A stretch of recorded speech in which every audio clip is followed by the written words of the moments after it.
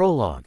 I failed, he thought sadly as he lay in my white hospital room. He failed. Badly. Sakura would be mad at him for this forever. But it didn't matter. She would get over it eventually.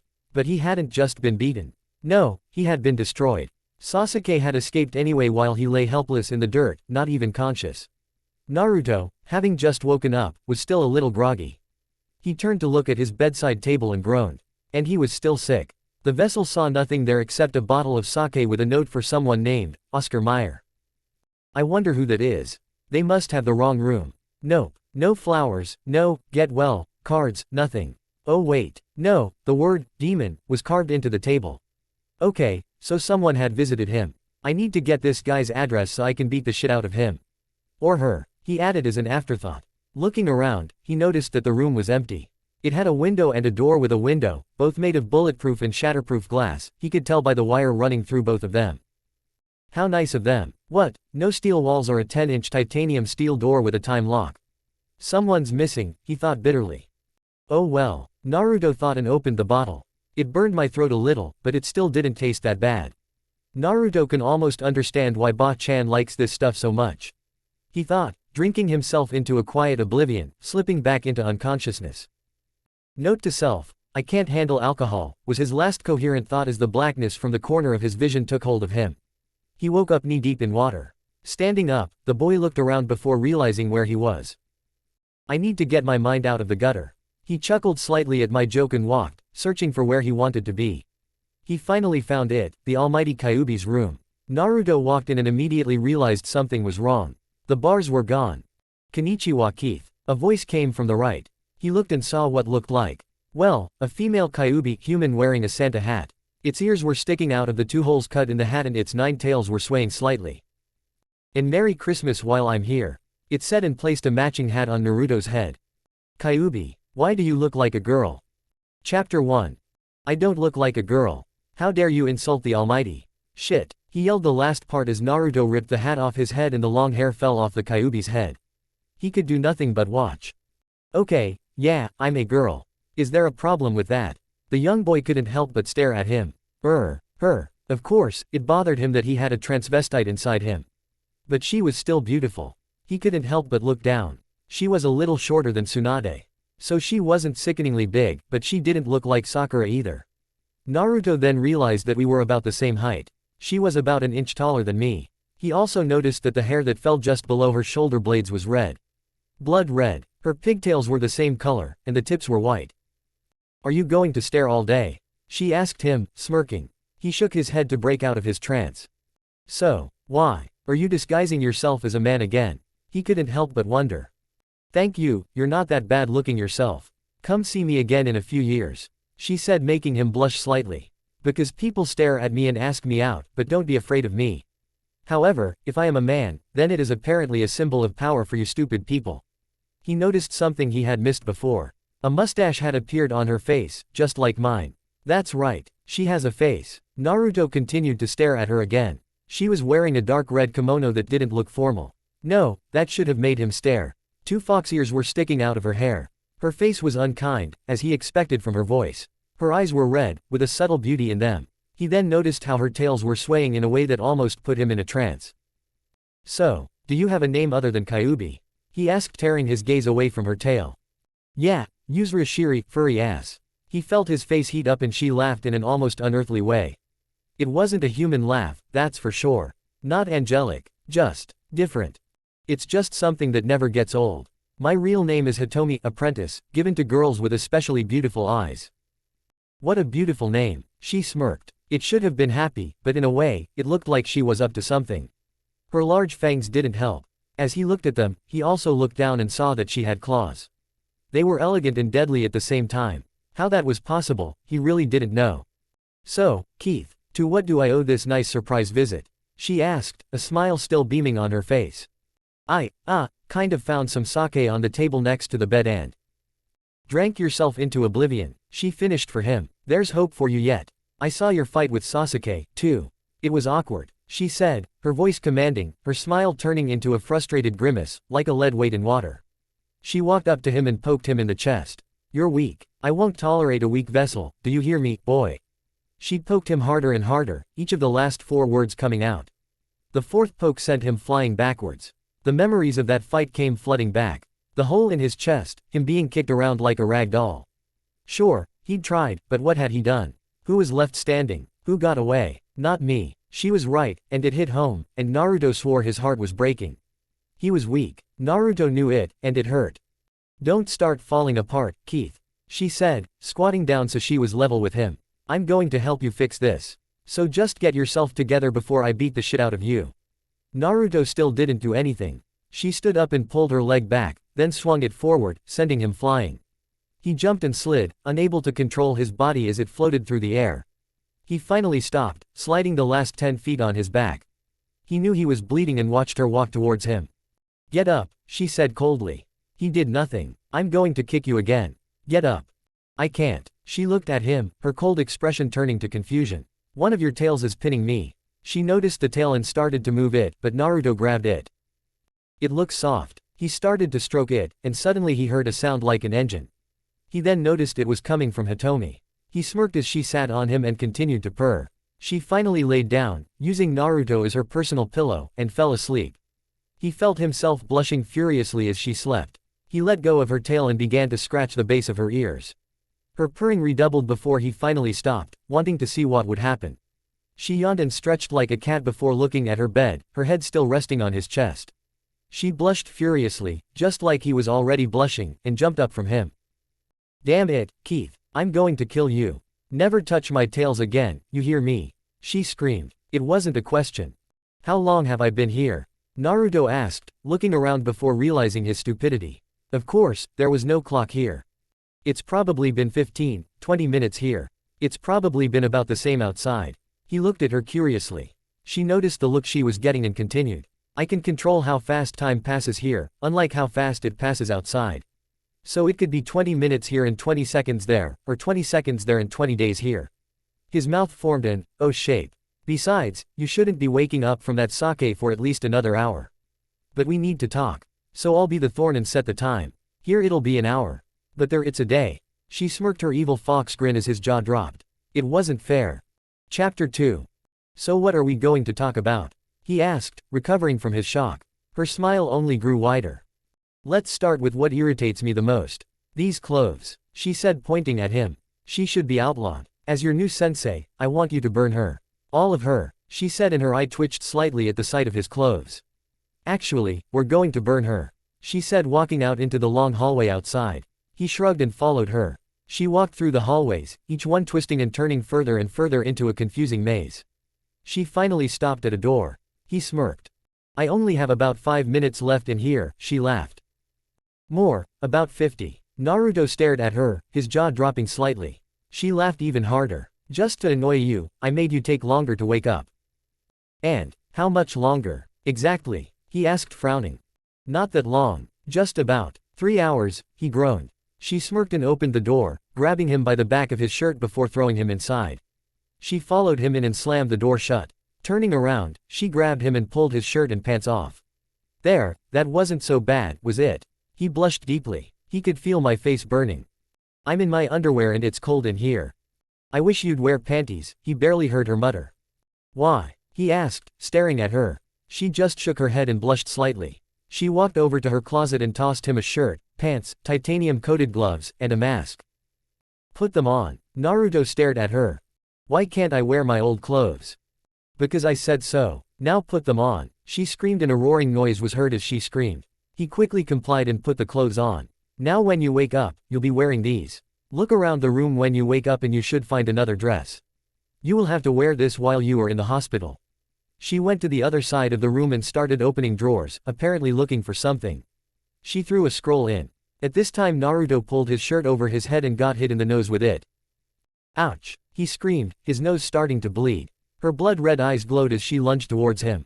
She was basically standing on one side of the room one moment, and then in front of him before Naruto could even process that she was no longer there. She pushed him onto his back and held him down. Human blood. I've been wanting to taste that for so long. Naruto noticed her tails tightening and her voice taking on a more demonic tone. She slowly licked the blood off his face, her claws digging into his chest as she drank his blood. He was too scared to move at this point. He prayed for the nosebleed to stop. Fast. The more she drank, the more demonic she became. Finally, he felt more of her tongue on his upper lip than before. Which must have meant that the nosebleed had stopped. He watched as her demonic features faded. She finally stopped and stared at him. Oops, that's it. It would be better if he didn't let her know that he had blood on his chest or else. Naruto felt his face heat up again. Sorry, but when I see human blood, like you just saw, I kind of go into demon mode. She said. She then quickly jumped up and turned to the dresser, as if looking for something again. However, she forgot about the mirror, and Naruto saw her blush deeply. She finally turned around and walked over to him. While she was doing all this, he finally pulled up his pants and was tying his mask when she walked up to him. Hey, Keith, she said in a sweet, hypnotizing voice. She wrapped her arms around his waist. Naruto began to blush. She slowly approached his face before pulling away from him, holding a kunai in her hand. Thank you, Keith, she said, smirking. He felt stupid when he realized that she couldn't kiss him anyway because he was wearing a mask. He gasped as she took the kunai and ripped it off both of his forearms. She quickly wet each hand with blood before the wound and blood on her hands disappeared. There was still blood on her hands though. Take off your shirt. What? Take it off, she yelled, the roar returning to her voice. He quickly pulled his shirt over his head. Now take off your mask. After he did as she asked, she quickly slapped her hands over both of his chest, his abs, his stomach seal again, and drew a kanji symbol on both of his cheeks. He looked down when she finished and saw that there were bloody handprints on his chest and stomach. He also assumed that the kanji on his cheeks were blood as well. She suddenly began to hiss as steam rose from where the blood was. Something is still missing, she said, ignoring his groans of pain from the burning blood on him. Aha, I know what it is. With that, she quickly bit his neck, drawing blood easily. She kept her fangs on his neck for a moment, then let go. Okay, I'm done with you, she said, waving her hand at him. You can put your shirt and mask back on if you want. What have you done to me? Naruto screamed as the blood stopped hissing and disappeared. The blood was so that now that you're not around, I can talk to you in your mind. That way, I can train you. The bite on the neck. She giggled evilly. Well, that's a surprise. I won't tell you. You'll have to find out on your own. Hitomi grinned evilly as she looked at him. So why did you attack Konoha? He suddenly asked. Her smile quickly faded. She sighed. If I tell you, you won't like it, or me, she said sadly. She shook her head suddenly. No, I won't tell you. Maybe when you're older, but not now. It's better for you not to know. Either way, it's time for you to wake up. Sakura came to visit you, she said, suddenly brightening. His neutral expression turned sad. Leave me here. I can't look her in the eye. Just let me stay here. Keith, I'm not going to tolerate a weakling. Now, you're going to gather your courage, go there, face her, and move on. Do you hear me? Again, it wasn't a question. Wait, I have a question, he said without looking her in the eye. She looked at him. What am I? He asked, as if gathering his courage before finishing the question. He still didn't look her in the eye. What do you mean? What am I? I'm a demon, or a human, or both, he asked. She smirked. Be proud, you're a pureblood demon. He stared at her, confused. But my parents were. She cut him off. A few thousand generations ago, a lesser demon was sealed within your clan. This demon allowed your clan to have unrivaled stamina and the ability to quickly learn any jutsu. The only drawback was that if it was too easy, you couldn't do it. So you actually have a bloodline. But not like Haruno, Hyuga, or Uchiha, she said, smirking at his confused face. Haruno. What bloodline did they have? Pink hair, he asked, smirking. She giggled. Hi. Their hair is part of the bloodline. But fortunately for men, it is only passed down through the female line of the bloodline. But they also have an inner personality that can take over their body, take information from their conscious and subconscious, and store it. So if they are tortured, they won't give up the information because they can't. She said, smirking. Naruto's mouth dropped open. Don't look so surprised, I know you knew at least a small part of it. I also know you're not as stupid as you act. Or seem, she said, looking him in the eye. Damn, you cheated, he said, glaring at her. She simply stuck her tongue out. Naruto quickly reached out and grabbed it. You're not leaving your fingers. You want to keep your fingers, she said, glaring at him. He simply stuck his tongue out, but quickly pulled it back in before she could grab it. What happened? The fox swallowed its tongue. Naruto chuckled evilly. Okay, let me do this. Do you want to continue being a boy? You want to continue being a boy? She asked, impatiently flexing her fingers. He quickly let go. Ew. Fox drool. He wiped it on her. She raised her knee and hit him. Try again, and next time there won't be a place to hit. She said angrily. Now go to Sakura, she's about to leave. She snapped her fingers and he suddenly looked up at the ceiling. Chapter 3. Naruto groaned. He was still sore from being kicked in the ass. Sakura turned and looked at him, holding the tablet in her hand. Naruto? She asked, turning to look at him. He looked at her and nodded slightly. She suddenly walked up to him and punched him in the stomach. Where is Sasuke? She screamed, then punched him again. With Orochimaru already, he said sadly. This time she punched him in the face. Why is he not with us? Because he almost killed me. I couldn't get him, he said, showing no emotion. Liar, she screamed. You let him go, did you? You let him go because you saw. He was better than you, so you just let him go. And then you beat yourself just to make it look like you fighted. But in reality, you let him go so you would have no competition. You just wanted to look good, and now you have no one to show you how weak you are like him. He growled, his voice quickly getting louder. The villagers are right. You are a demon, she said, looking at him with eyes full of hatred. That was the last straw. She tried to kick him in the stomach, but he caught the blow. Let me tell you something, little finger, he said, squeezing her leg.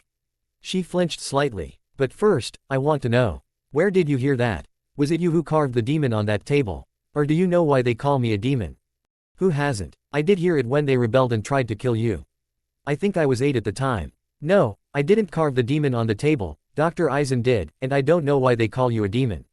Sorry, couldn't help the bleach guy. I hate him. By the way, I don't own bleach either. She said, sneering. He squeezed her leg even tighter. Let me tell you a story. Kyuubi wasn't killed by the Yondaime. She couldn't be killed. Her name wasn't even Kyuubi. Her name was Hitomi. Hitomi couldn't be killed, so he had to seal her into a child whose chakra coils weren't fully developed. He finished there, but didn't let go of her leg. How do you know it was her? And her name was Hitomi. She gasped, realizing how he knew. You. He simply nodded. You're a demon. With that, he lost all control and threw her into the wall. That was all he could get out of her. He pressed the nurse button on his bed, and a nurse appeared. In fact, it was Tsunade. What is going on here? She screamed. Get that demon out of here. Sakura screamed back. Tsunade's eyes widened. Did you tell her? She asked, looking at Naruto.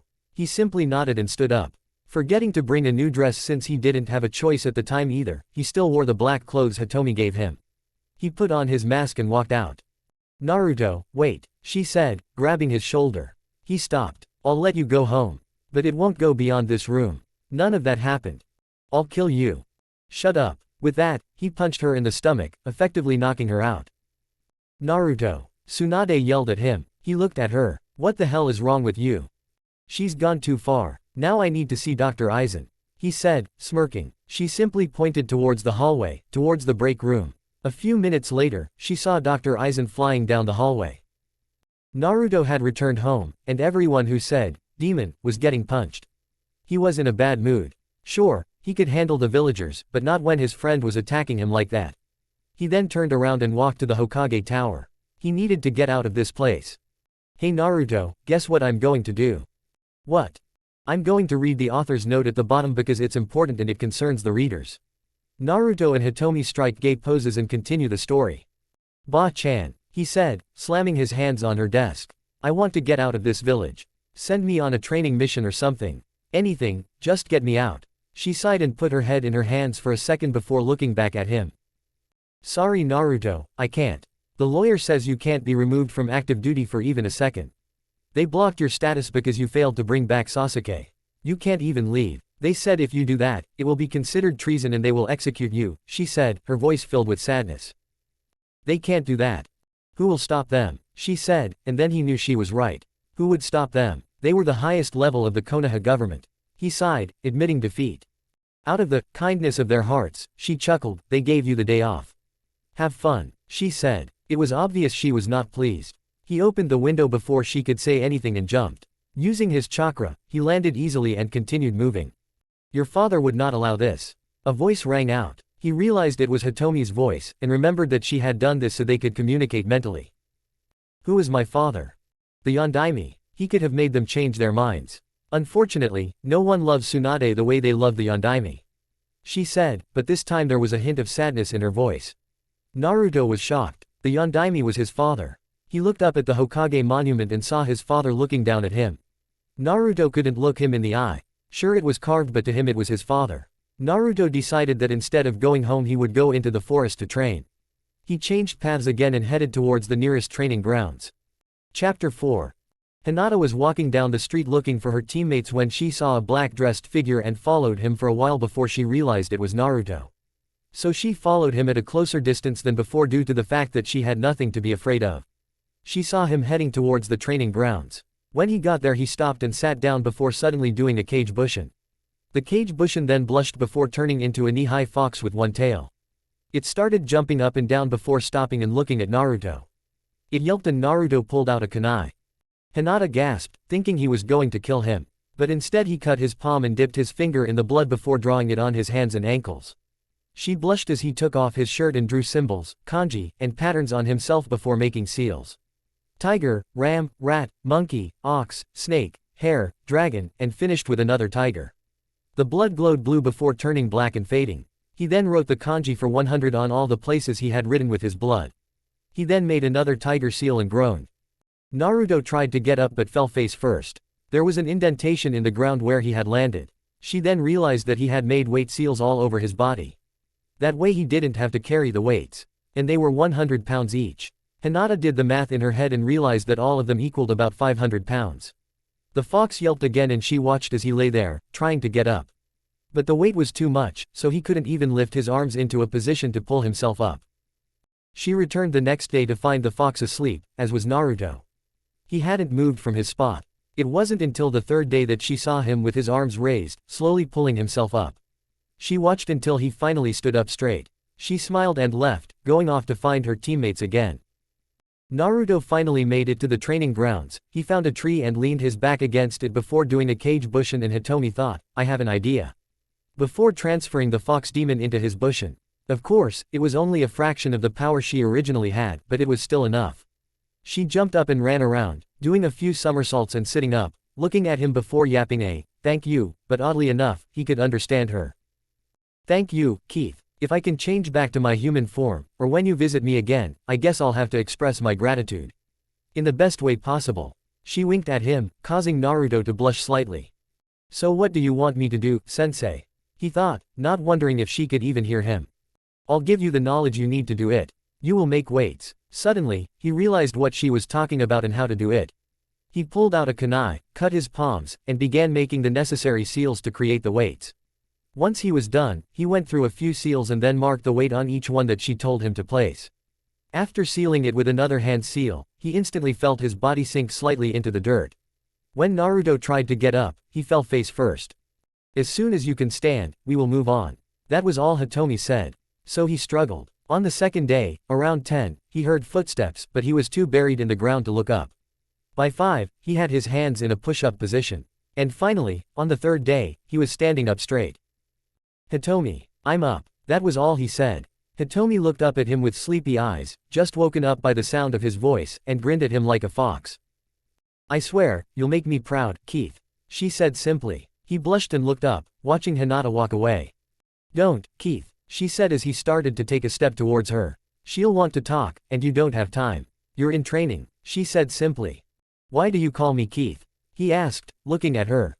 Would you prefer Keith Goshuji, husband? She asked, grinning evilly. Naruto blushed slightly. It's a term of endearment. Of course, if you want, I can call you Naruto Koibito beloved. Naruto turned purple at that. She started to laugh.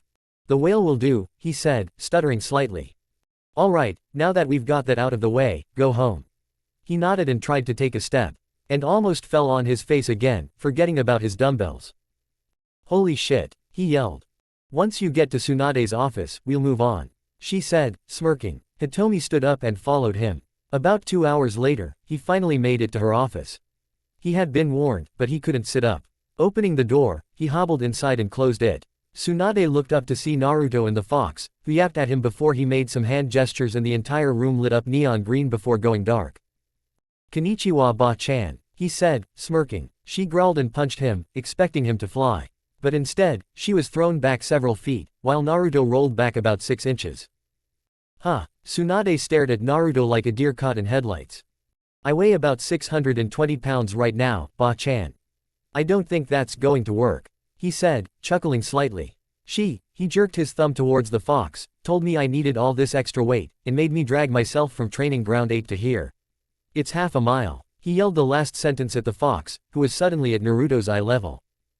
You'll thank me next week, Hitomi smirked. She bowed to Tsunade. Konnichiwa ba-chan, as Keith calls you.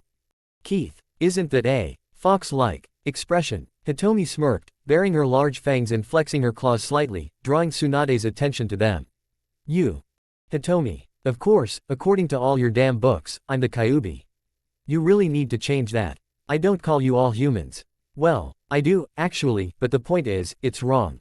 She said, pointing her finger at Tsunade, who was staring at her with her mouth agape, before turning around and punching Naruto in the face, sending him flying onto his ass and crashing through the floor. One floorboard even bounced up and got stuck in the concrete ceiling above their heads. Ah, Baa-chan, I just got up. It took me 3 days to get up. He screamed, trying to get up. Finally, Hitomi took pity on him and picked him up by the collar of his shirt like he weighed nothing. He snorted. That's wrong. But yeah, I'm the Kyuubi, also known as Hitomi, Kata-sensei here. She said, jabbing her thumb at Naruto. I demand that he be released to carry out a dual mission. One purpose is to train and become stronger. The other is to use this training to capture and bring back Sasuke. She simply said, oh, and Naruto, you can release these seals now. He shouted arigato and formed the Rama seal. Wow, this is weird. I feel light as a feather. You might as well be. Your body is now used to, well, let's say, 150 pounds of extra weight. She said, smirking. Tsunade grabbed the front of his shirt. You let her go, she screamed in his face. What gave you such a brilliant idea to break the seal and release her? Were you born with a bigger head as a child? Naruto pushed her away. Yeah, it wasn't my idea, yeah. But if you look at her tail, you'll see that she only has one. The other 8 are stored in what's left of the seal. Question mark. So even if she goes berserk, she'll be easy to stop. Secondly, she won't do anything. Tsunade wasn't convinced, but she decided to tolerate her. Okay, but I still can't let Naruto leave the village. He can't even do a high-ranking D mission right now.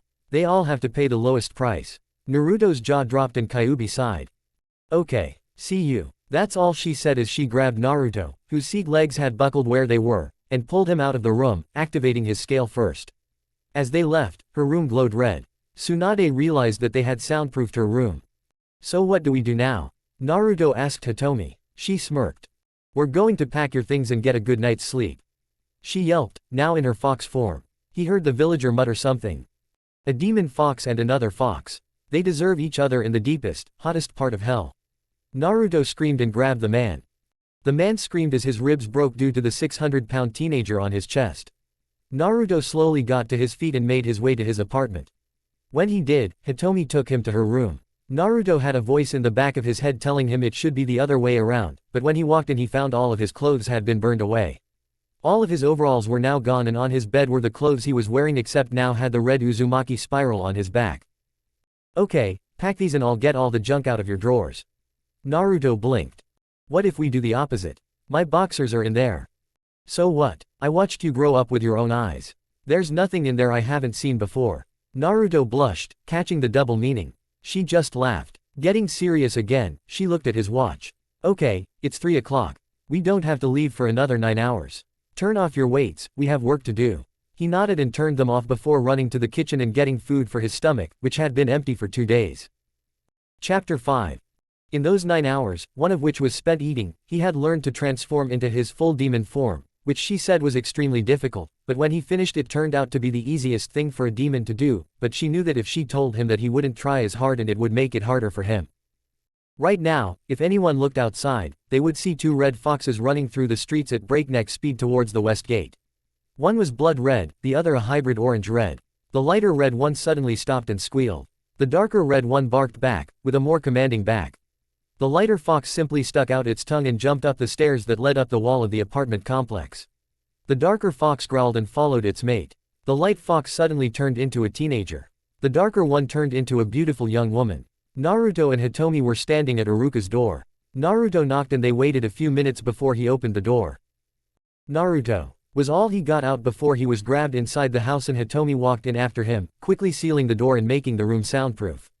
Iruka quickly stood up and pulled out a kunai seemingly out of nowhere. Who are you? He asked, getting into a fighting stance. Naruto just smirked. It's me, Iruka-sensei, he said, walking up to him. Prove it, he said, still not changing his stance. On the first day of the academy, I got bored so I dyed your clothes bright pink, he said, chuckling a little. It didn't stop being funny though. Iruka frowned and threw the kunai on the coffee table. So what was that? And who is she? I'm Hitomi, or better known as Kyuubi, she said with a sad expression. She remembered that his parents sacrificed themselves for their friend. She suddenly walked up to him and hugged him. She whispered just 2 words in his ear. I'm sorry. Naruto's face was filled with confusion while Iruka's face was filled with fear. Why? Why did you kill them? Iruka asked, talking about his parents. I didn't mean to. I knew they had a child so I tried to avoid them. But in order to save a comrade, they stood in the way of my fire and took the hit instead of the one I aimed it at. She said sadly. They pulled away and Iruka looked at the 2 of them. You still haven't answered my question. What is the meaning of all this? We sealed your door so no one could get in and soundproofed the room so no one could hear what I was about to say. Iruka nodded silently. She and I are leaving. We should come back in a few years. She will train me until I have the strength to wield more than the 2 tails I have now. And make me stronger as well. After that is done, I will capture Sasuke and come back. If I kill Orochimaru, that will just be a bonus. I need you to tell Tsunade what I just told you. She already knows about Hitomi. The girl in question suddenly glowed red before turning into a bushin, which turned into a puff of smoke. The room glowed red and the door glowed purple. It is not safe to talk anymore. The chakra supply I gave her is depleted, he added, looking at his sensei's confused face. I should go now. Bye, sensei, he said before Iruka hugged him.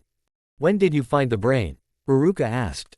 I've always had one. A dumb demon has a chance in life because no one expects anything amazing from an idiot. But a smart demon doesn't stand a chance. Naruto said simply. With that, he turned and walked out the door. Iruka looked at the closed door in shock before sitting down on the couch and replaying what just happened in his head again. Okay, so the guy who was always Adobe is going to leave town, train until he probably becomes a 9-tailed demon, defeat Sasuke, probably kill Orochimaru and come back.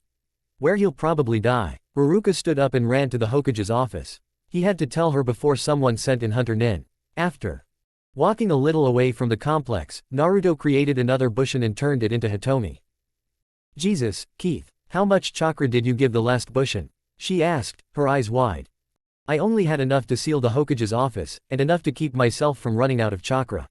Everything else went into that bushin, he said, smirking. You're stupid. I was wondering how that thing lasted this long. She yelled before Naruto clamped his lips around hers.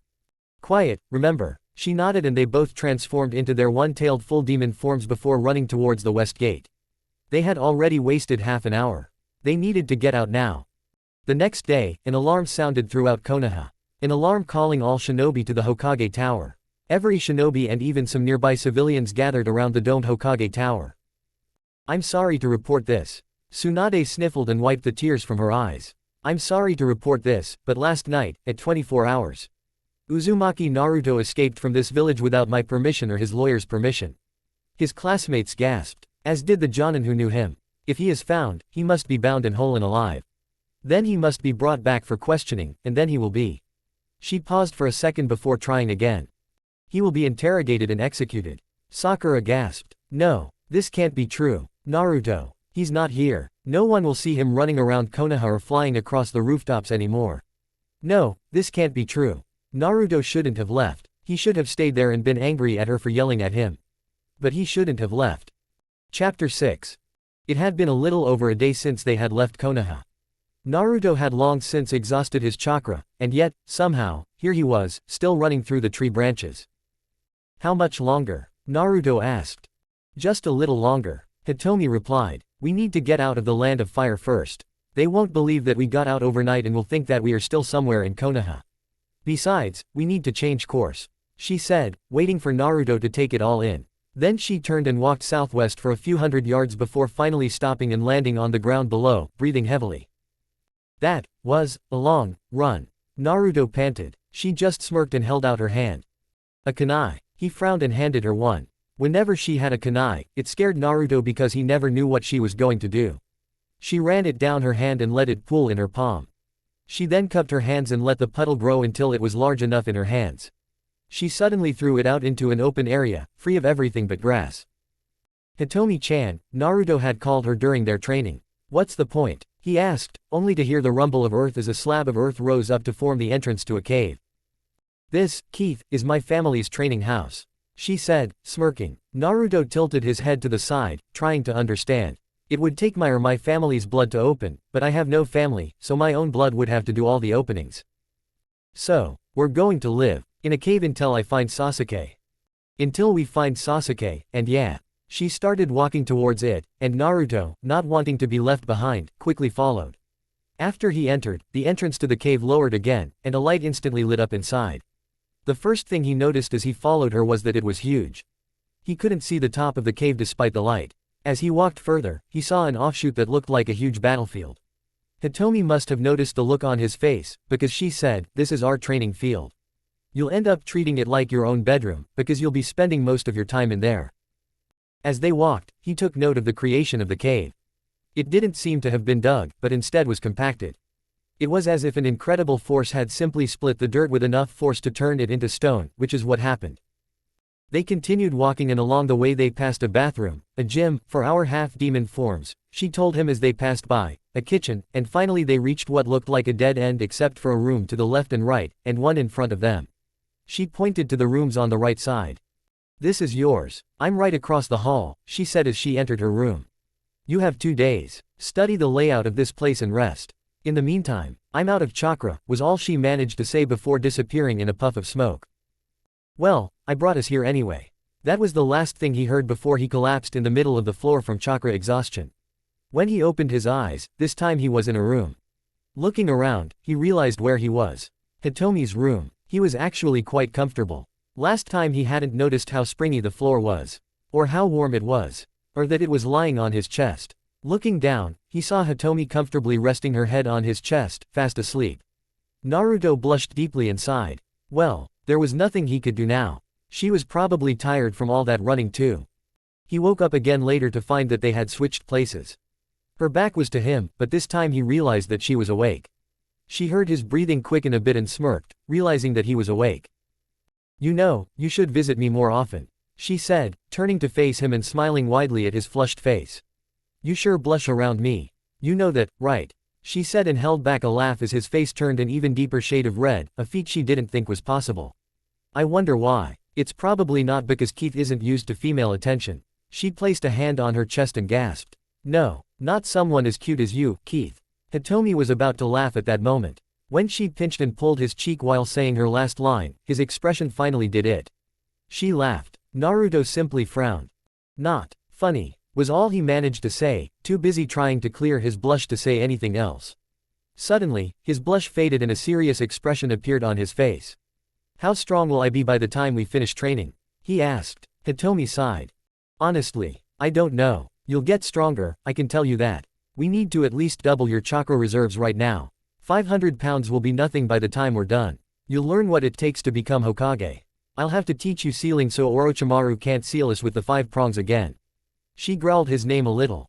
"It really hurt." She said it all slowly, trying not to overdo how strong he needed to be. "And when you wake up, I'll have a surprise for you that we can't do here." "What is it?" he asked, almost bouncing on his side. Hitomi stopped him before he could shake the bed. "If I told you, it wouldn't be a surprise, would it?" she said before a mischievous smile appeared on her face, showing that she was indeed the Kyuubi. "But before I train you, I want you to pay me." Naruto groaned and reached for his back pocket, but Hitomi grabbed his wrist. "Not exactly what I was talking about," she said, her smile growing wider as she slowly pulled his mask off. "I don't want you to wear this until we leave the cave." Naruto nodded slowly, his face turning slightly pink at her actions. It then turned blood red as she slowly moved her head towards him. Slowly moving closer and finally finding her target, she kissed Naruto right on the lips. She slowly deepened the kiss, letting him get used to it. He did so rather quickly and kissed her back. She bit his bottom lip, causing him to gasp, but then she stopped, gasping slightly. "Well, shit, looks like you're waking up," she said, pointing at his hand that kept appearing and disappearing. "I'll take this as payment," she said as he finally disappeared and opened his eyes to the black ceiling that he still couldn't see. He sighed. If only he hadn't woken up. Wait, what would have happened if he hadn't woken up? He blushed again at the thought. "I really do this too often. If I'm not careful, I'll start stuttering and squeezing my fingers together when I say things. Or maybe I'll grow a Byakugan. He chuckled at his own joke before standing up and walking through the cave to the kitchen. Hey, whale, let me out, she said in his head. He just smirked. Why would I do this? Because I said so, that's why. Let me out of here now if you ever want to pay rent again. She screamed in his head. He quickly made a cross with his fingers and made a cage bushin. He then sent his demonic chakra and Hitomi into it. Much better. So help me, if you do this again you'll pay rent in cash, you hear me? She screamed. He quickly nodded. Now let's go make something to eat. I'm starving. Is that even possible? He asked, looking at her. You Bushin don't have a physical body at the moment because it's sealed in my stomach, and in my mind I assume you don't need to eat. She smiled sheepishly. Well, not really, but food sounds good, she said, pushing him towards the kitchen. Besides, the sooner we eat, the sooner we can start the torture. She coughed. I mean, training, we can start training.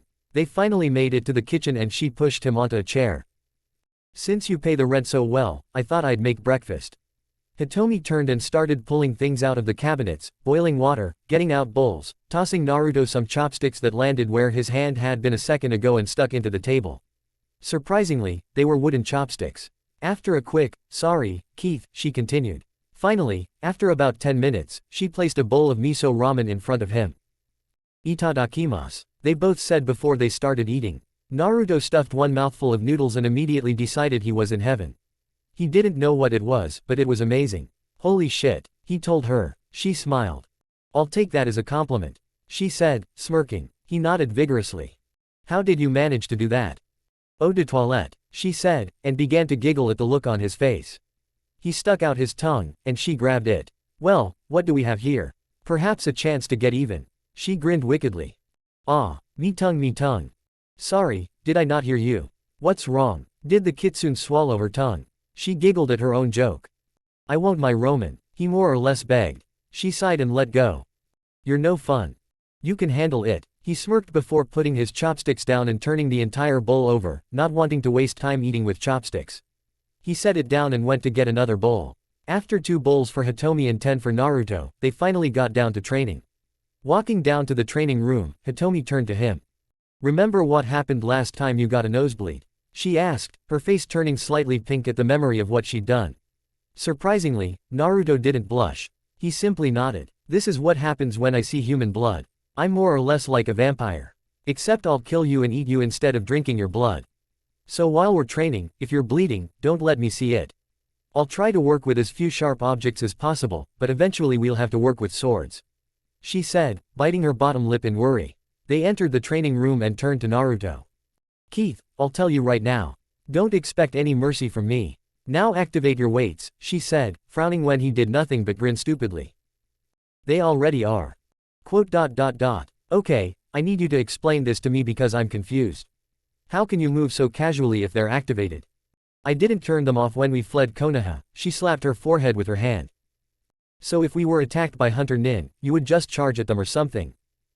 Hi, she hit her forehead again and dragged it down her face. Okay, well, let's see how good you are at them. With that, she punched him, sending him flying. He quickly got to his feet and ran towards her. She noticed that they had activated just like he said, since he was usually faster. He threw a punch, which she blocked, and blocked the kick that followed. They bounced off each other before attacking again, hitting each other. Hitomi hit him in the gut, and he doubled over as the air left his body. Staying in a sparring stance, she waited for him to catch his breath again. He straightened up and copied her stance before kicking her in the head with the back of his foot. It was a quick blow and she fell to the ground, but it didn't have the same effect as when she returned the favor by slamming him back into the wall. She wasted no time in lunging at him again and, grabbing him by the shirt, threw him back across the room. He was lying on the ground when she reached him. Come on, get up, I didn't hit you that hard. He grumbled, slowly getting up. He tried to knock her down, but he didn't have time and rolled across the room. He stood up and attacked her again, this time with a rasengan. He jabbed her arm, which she threw away, and spun in the air to try and punch her back. She gathered some chakra in her hand to spin in the same direction as the rasengan and stole it from him before charging it with her own chakra and punching him in the stomach. Tomorrow he would have a bruise there in the shape of a spiral. He slammed into the wall again, sending up debris. He stood up and had an idea. However, he had to do it before the dust cleared. Naruto rushed forward and punched Hitomi, who raised her hand to block the blow. Suddenly a shuriken came out and almost killed Naruto, who knew they were coming but ducked in time. He thought she would dodge it too. But he flinched in shock when he saw her shuriken-impaled body lying on the ground. She wasn't breathing. Chapter 7. Naruto quickly ran up to her and started pulling the shuriken out of her body. He covered her nose and started breathing for her, praying that she would breathe again. He then discovered that the ceiling was actually made of stone, just like he thought. "You bastard, I'll kill you. What makes you think it was a good throwing a shuriken at me? You're double your weight for this. One of those things hit my lung. I was dead. If I were a human I would have died even if you breathe for me or not. You're lucky that my powers continue to heal me when I die, otherwise I would have come back just to kill you." At that moment, he fell from the ceiling. He stood up and slowly walked towards her. "Hitomi-sensei?" he asked questioningly. He performed a ramming seal, disabling the weights. "What?" she snapped. He ran up and hugged her, silent tears streaming down his face. Hitomi tensed. "I thought I killed you," he said softly before burying his head in her shoulder, his sobs no longer silent. She stared at him in shock. She had known Naruto his entire life, and she had never, ever seen him cry. Hitomi overcame her shock and relaxed, hugging him. "Keith, it's okay," she cooed softly. After a few minutes, she moved them back to the wall and leaned her back against it, waiting for his sobs to subside. Hitomi continued to coo soft words of comfort until they did. He sat up, rolled over, and leaned his back against the wall next to her. "Training is cancelled for today. We'll start again tomorrow. There's nothing to do here but sleep." "Sleep? Yes, I know. That's why I cancelled it. You need a break. Now go." She cut him off by standing up, then pulling Naruto along by the hand. Hitomi led him down the hall until she came to her room. He noticed that it was decorated beautifully and looked exactly like the room she had imagined. She led him to the bed and pushed him onto it. She took off his shoes and her own, then walked around to the side and sat down next to him. "I thought you might want some company. If you wake up first, wake me up and we'll finish training." She leaned her back against his chest and pulled one of his hands to her shoulder. Hitomi turned her head to kiss his cheek, but noticed that he was already asleep. Smiling slightly to herself, she rolled over and fell asleep as well. Naruto jumped out of bed. He dreamed that he was in a theater and a giant skeleton in a tuxedo was trying to catch him, and he forgot that he was a shinobi, so he had to try to beat the skeleton to the door, but the dumb skeleton kept beating him. Plus it was scary. "Yes, I actually had that dream. I almost fell out of the top bunk. I don't own The Nightmare Before Christmas, by the way." He looked around and saw that Hitomi wasn't there. He stood up and put his sandals back on. Naruto stood up and walked down the hallway. His bedroom door was open, so she wasn't there. The library door was still closed, and Hitomi told him that if she was there she would leave the door open. He continued down the hallway. The bathroom door was open and empty. The kitchen was empty, so that left the training room. Naruto walked in and found her training. It was the most beautiful thing he had ever seen. There were about 50 logs around her, all set on their ends. Each strike shattered them into splinters before they could even retreat from the force. But that wasn't what was so amazing. It was the way she moved. It was like Hitomi dancing. Each move was executed gracefully as she swung her legs like a helicopter, cutting through 3 logs. The strikes were thrown out and swung above her head, preparing to hit another log, each one executed perfectly. Finally, she blew out a gigantic blast of chakra, releasing all of her tenketsu at once. She stood there, breathing heavily, the tree completely destroyed. He could feel her chakra supply about to run out, so he fed her some more to keep her alive. She slowly stopped panting, and he saw a confused expression cross her face. She must not have noticed him yet. So he did what he knew was right in this situation. Naruto grabbed Hitomi, who yelped. Yes, the all-powerful Kyuubi no Kitsune, the monstrous destroyer, the demon of Konoha, the mistress of pain. Yelped. She turned and punched Naruto in the face. Hentai. She yelled at him. He flew off like a boomerang and even came back, hitting the side wall, sliding and stopping where he started. "Oh," Naruto groaned, lying there. She put her foot on his back and pinned him to the ground. "You're a fucking psycho. Do you realize where your hands went?" Naruto thought about it, but couldn't remember. "Nope. I don't believe it. My own student is groping me and doesn't even realize it," she muttered under her breath. He thought about it even more and turned purple. She was right. "Ah. Holy shit. This is the last straw. I'm double your weight." With that, she went through several seals too fast for him to see, and Naruto immediately felt his weight double. "Get up," she said, looking at him sternly. "I'm sorry, Hito-sensei. I swear I didn't mean to." He screamed, unable to move anything but his neck. Hitomi smirked at him, unable to move, but she blushed deeply at her new nickname. Since when did they have pet names? Oh right, Keith. Yeah, now you're apologizing. Well, you can apologize in your head. She snapped her fingers, and the surrounding area flashed a few times before turning into a dark, damp place inside his head. I set it up so that every hour here is just a second outside. So you'll have plenty of time to get up. Every physical movement you make in here, you make outside, she said, smirking. He began to struggle to get up. His head was now stuck on the side and he noticed something. Where were the bars? Hey, Hito-chan, he started, waiting for her to answer to show she heard him. What happened to the bars? She turned and looked at him. You mean, you don't remember, she said, looking at him in surprise. He started to shake his head but realized he couldn't, so he voiced the fact that he didn't remember. You did it. You came here and said, Kyuubi no Kitsune, I, your jailer, Naruto Uzumaki, release you from the first seal. You will still be bound by the second seal unless a fatal attack reaches the second seal. When you said that, it officially released the first seal. He frowned. I must have missed the memo about that.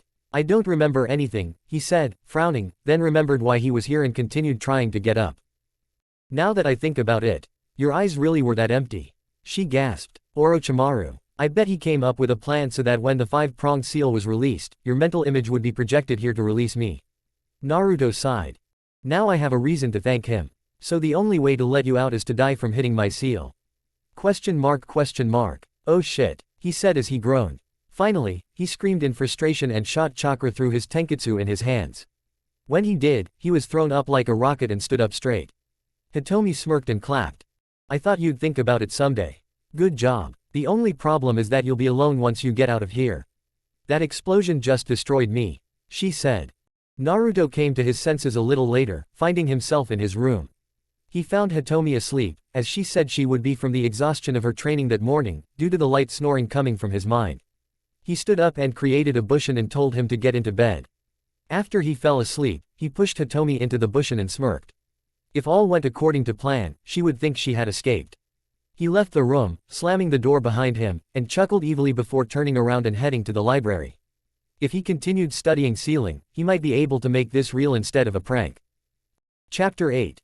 Hitomi yawned and stretched. She felt around for Naruto, but found that he wasn't there. Groaning, she opened her eyes and looked around.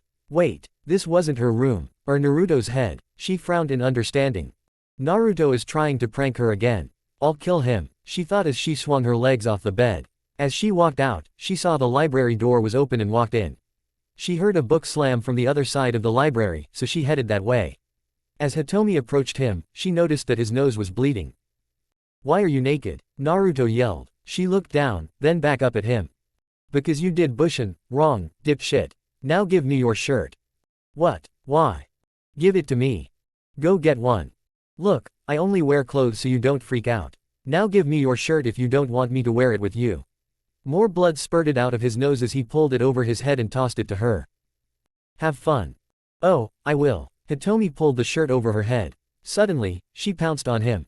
Your nose is bleeding, she said, growling slightly before licking the blood off. To make matters worse or better, he could see her shirt. Actually, he could see the shirt she was wearing, but the point was he had just been grabbed by a hot naked temptress who was licking the blood off his nose. God, he had screwed up. Naruto paled slightly at the choice of words. It drew the last trickle of blood, then she stopped. She climbed off of him and frowned. Then she stepped on his stomach. Stop staring, psycho, she said, smirking. Then she turned and walked away, leaving Naruto shirtless. Naruto turned and walked back to the table he was sitting at before opening a book. A book on breaking seals to be exact. After a few minutes, he slammed the book shut. Damn it, he screamed. This was impossible. His father's seal was too strong. The only way to break the seal was to deal it a fatal blow. But with Hitomi's powers, that was impossible. Speaking of Hitomi, she walked in just as that thought ended. Put up your little bookies and go eat. Then she became serious. We need to talk. With that, she turned and walked down the hallway. Naruto stood up and followed her. The little adventure continued all the way to the kitchen. He found some rice balls and sat down at the table. She sat down across from him. You remember me telling you that you were a complete demon between me and your father, right? He nodded. She opened her mouth to say something, but he cut her off. I'm guessing it was a weaker Kyuubi than you, but with a high IQ. Her eyes widened slightly. How did he know that? She'd searched his mind the second she was free and found no one there but herself. I can look at something. Like that light bulb, he said, pointing to the ceiling. Yes, they have electricity. It comes from a chakra source that comes from a self-contained generator. This is because it takes chakra to produce chakra. So a small supply of it is set aside to produce more and the rest goes to power this place. This was my idea, made up on the spot. Steal it and die. I know that it comes from a secret room underground that is controlled by a self-contained chakra generator with an output of 100,000 volts. I can instantly analyze anything just by looking at it, he said, looking away from the light bulb. Naruto then stared at something before waving his hands in the air as if trying to catch a small bug. What are you doing? Hitomi asked him. Trying to catch the little colored dots. You really amaze the 500-year-old Kyuubi, but sit there and try to catch the little dots created by your now broken eyes. He simply groaned. They're gone. Come back, little dots, come back. Hitomi began banging her head on the table. After a moment, she stopped and cleared her throat loudly, drawing his attention back to her. You were correct in your assumption. Yes, it was a wise demon, namely the two-tailed Kyuubi. So that alone made you a Hanyu. That's where I come in. With my blood, you will become a full-fledged Yukai. And an untrained one, mind you, but a Yukai nonetheless. Hitomi sighed. The problem is, my blood is still dormant in your body. To activate it, I would have to kill you, she said, holding back a tear that threatened to fall down her face. Naruto was shocked. And, how exactly does that work? He asked, still in shock. I pull out the fang. When I do that, the inside instantly disintegrates, leaving only the enamel. Then I fill it with blood, and, she paused. Over time, Hitomi had grown fond of this boy, who she had originally had motives to kill when she was first sealed. She couldn't kill this boy. But she would have to. I pierce your heart with it. You die instantly and my blood is absorbed into your heart. This should make your heart beat again, sending my blood through your body and making you a full-fledged demon.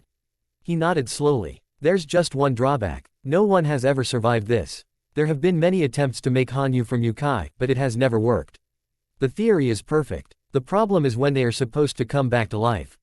They don't. Naruto stared at her in shock, but eventually got over it and composed himself. I will do it. Those 3 simple words. That sentence was on a list of sentences that could change people's lives.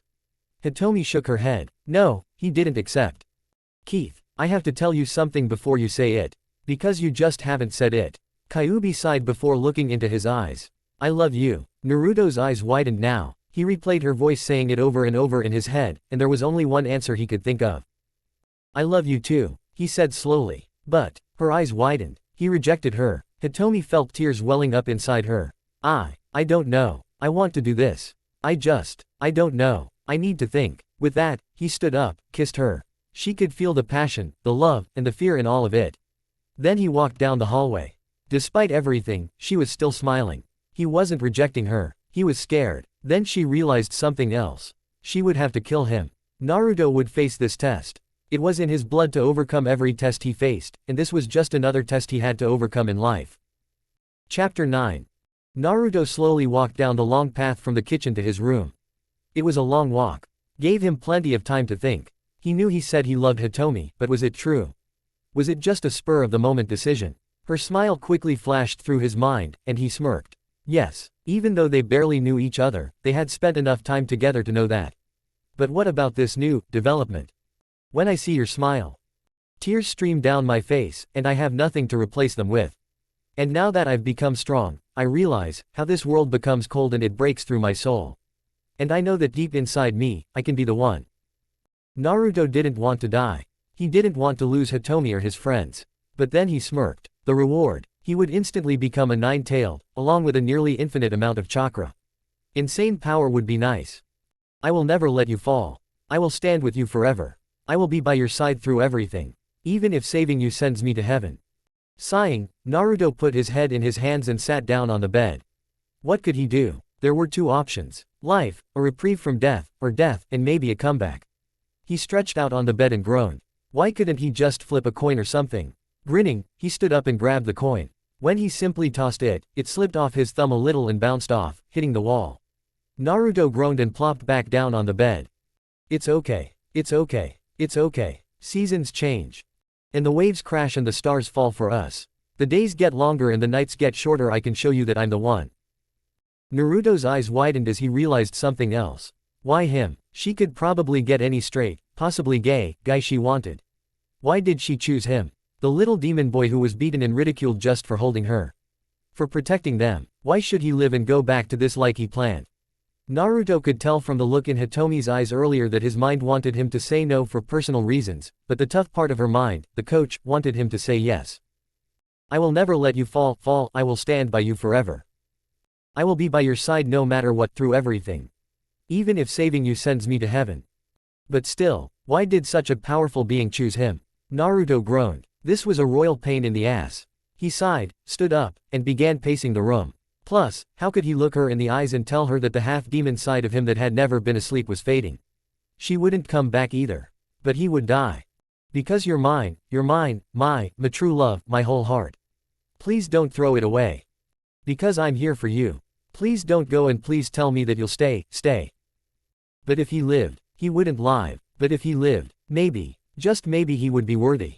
Maybe then he wouldn't feel so ashamed of living. Hated by humans, pitied by demons. There was no way he wanted to live like that. But there was no way he could survive it. If half-demons couldn't survive it, how could he? A lowly man whose half-demon side was fading. He couldn't tell Hitomi about it. Naruto knew that if he did, the disappointment in her eyes.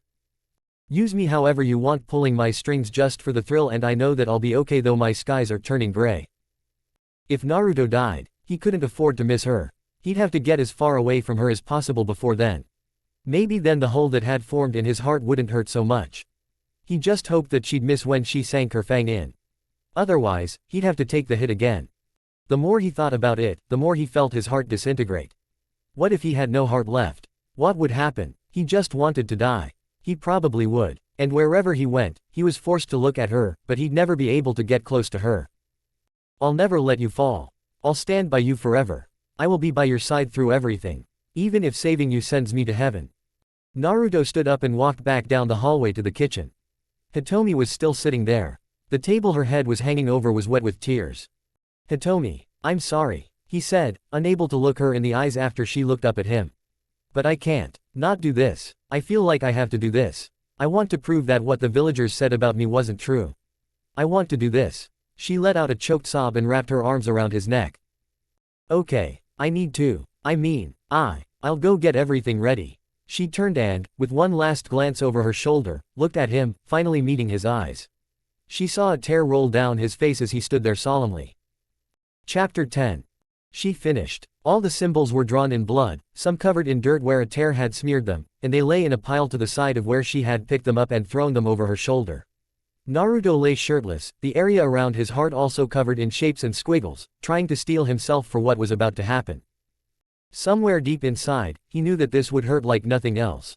Not even when Sasuke had plunged the Chidori into his chest. But he tried to ignore that thought and continued to look at Hitomi. Hitomi, he said suddenly. She looked at him. Who are we? She sighed. I don't know. Then will you be my girlfriend? She looked at him, shocked at first, but then her shock gave way to a soft but sad smile. Yes, she whispered softly. She continued to check her runes. If even one was wrong, he would not wake up. She stood up and looked at him. I'll be right back. I need to get a book from the library to make sure I got this right. She turned and left the room. About 10 minutes later, she returned and leafed through the book, looking at every shape, symbol, squiggle, and kanji. Then, careful not to step in the blood, she walked over to him and checked the ones on his chest. She then placed her finger on his heart and sent a small spark of chakra into the skin above his heart. He could now hear the blood rushing through his ears. If I don't speed up your heart rate, there won't be enough protein in my blood to replace it and it won't work. I need to convince your body that you're exercising so it will produce more protein. He nodded, feeling himself start to pant and sweat. This is going to hurt, isn't it? He asked quietly. At first, he didn't think she heard him, but then he noticed the tears welling up in her eyes. I won't lie to you, Keith. The ones that came back died in pain, she said quietly. I lied because I didn't want to scare you about the pain. That's what killed about 25% of them. The other 75% just never woke up, she said sadly. He nodded. She started going through the strange seals that looked like normal ones except for the occasional finger that wasn't there, or that was there, that should or shouldn't be there. She slammed her hand over his heart, and all the blood flowed up the runes around his heart. Like when Kakashi sealed Sasuke's seal. It stung a little, but not much. Then she raised her hand and winced, yanking out his left fang. She held it under her gum for a second, then pulled it out as a new tooth emerged behind it. I love you, Keith. Then she plunged the tooth into his heart. He screamed. It hurt like nothing he had ever felt before. Naruto felt the tooth explode into his heart and that was it. He stood next to his body watching as he continued to scream before all of his screams stopped. Hitomi let out a small sob and tears flowed freely down her face. Suddenly it began to glow red. Naruto felt a tug on his body before he was sucked into it head first.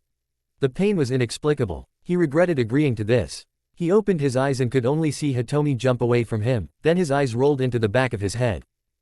His bones were burning, they were melting and reforming. He felt millions of strings unraveling from him, then felt them, along with the others, unraveling around him, his insides, and then coming together in his head. His tailbone suddenly exploded in pain as he felt his skin melt and reform. Pain. It was all he could focus on. Pain. His head felt like it was about to explode and knowledge filled it. Thoughts, knowledge, and theories that hadn't occurred to him at first suddenly appeared as the two-tailed Kyuubi's blood reached its full potential. They filled his mind at an incredible rate, his mind expanding to make room for it all and then shrinking to fit inside his head, over and over again. In the distance, he could hear himself screaming. His heart was about to explode. The only thing keeping it from doing so was the seal on it. His skin stretched and reformed and his muscles expanded. Then, suddenly, everything stopped. He felt his body shaking and his throat ached from screaming. He stopped breathing for a second before a very small breath entered his lungs. Just enough to keep him conscious. Sharp pains shot through his body. Don't relax yet, Keith. This isn't over, she whispered. Naruto could hear the sobs she couldn't hold back. Then the pain was born anew as his eyes snapped open, then shot out of their sockets, his optic nerve running behind them like a ribbon, and a small trickle of blood behind him. New ones grew in their place. His arms and legs disappeared in a bloody explosion, and new ones grew in their place, clawed and stronger. His ears were ripped from his head, along with his eardrums, more blood spurting out behind them as a new pair gushed out from the top of his head. The whiskers on his face began to bleed as they were scorched by the skin. In their place grew 6 actual whiskers. Then his nose became a bloody mass of nothingness, blood splattered across his face, and a new one grew in its place. They looked exactly the same but the new one was stronger, could track sense. His throat was burning as the screams stopped. That one part of his neck had swelled until his entire esophagus was flying out of his neck. Blood was now dripping from his clothes into the pool that had now formed around him. In its place grew one that was now untouched by the fire. It's over, Keith. It's finally over, she said as she pulled his head into her lap. And, just so you know, the strings are his chakras being transformed. Also, his mind expanding and contracting was exactly what he felt. Also, I was going to end this here but I decided, as a token of gratitude to all the readers that have been with me this entire time, that I would combine chapters 10 and 11 into one. So now I will continue with chapter 11. My Sacrifice. Chapter 11. Naruto's eyes snapped open and he looked at her. They were still blue, but had slit-shaped corneas. Hitomi, it hurts, he whispered softly. The pain was still shooting through his body. Hitomi felt a few tears roll down her cheeks as she felt his body still shaking slightly. She picked him up in her arms like a bride and carried him down the hallway. Thank you, Hitomi. His voice was hoarse. Don't talk, you won't be able to for a while anyway, she said softly. He nodded slightly. They reached his room and she laid him down on the bed, then threw a sheet and blanket over him. I need to burn the blood and body parts before they start to rot. Then I'll be back. However, she said this to deaf ears as he finally passed out. When Naruto returned, he found Hitomi sleeping next to him. He tried to move, but choked in pain. Okay, so moving was a big no-no. However, his gasp of pain woke her up. She rolled over slowly, so as not to shake him. How are you feeling, Keith? She whispered. He tried to say, like shit, but all she got was a movement of his mouth and a soft wheeze. She tilted her head to the side. Naruto slowly tilted his head back, pointing to his throat. Oh, water, right. She stood up slowly, careful not to disturb him, and left the room. She returned with a glass of water and held it to his lips. He drank it gratefully. Like shit, he finally said. His voice was still barely audible. She chuckled slightly at his answer. I'm just glad you survived. You've officially made history. One of your dreams has finally come true. Aren't you glad? He laughed a little. Are you still in pain? He nodded slightly. Here. She put 2 tablets in his mouth and gave him some water. He swallowed them. You're lucky I keep some aspirin on hand in case I run out of chakra. Otherwise, you'd have to quit abruptly. He moved his hand slowly and pulled the blanket off of himself. He sat up, all his movements slow, occasionally wincing when he moved too quickly. Eventually, he stood up and walked down the hallway. I don't remember being this tall, he said. Now she had to look up a little to meet his gaze. Bet you don't remember having a tail either, she said, chuckling slightly. He sighed and continued. Where are you even going? The bathroom, he simply said. It made sense. He'd been unconscious there for 2 days. But if he kept moving at this rate, he'd never make it. Let me help, she said as she took his hand over her shoulder and helped him down the hallway. He gave her a grateful smile as they walked faster down the hallway. They reached the door and he removed his hand from her shoulder. I can handle this from here. Are you sure you don't need help? The door slammed in her face as he answered. She sat up, laughing, waiting for the scream. After a minute or two, it came. She laughed. He must have looked in the mirror. A few seconds later, the door opened and he walked out, his eyes wide. I look so different. No one at home, he paused. No one in Konoha will recognize me. He was smirking now, clearly pleased with the change. I can see you like your tail, she said, smirking as it swung from side to side. Yeah, it's amazing. It was almost worth all that pain. Plus, you were right. 1,000 pounds is nothing anymore. She stared at him blankly. You mean those damn things were activated this whole time? Well, God, no wonder you were in pain. You were crushed. No waits until you recover. She performed a ram seal, and his weights glowed red before fading. But.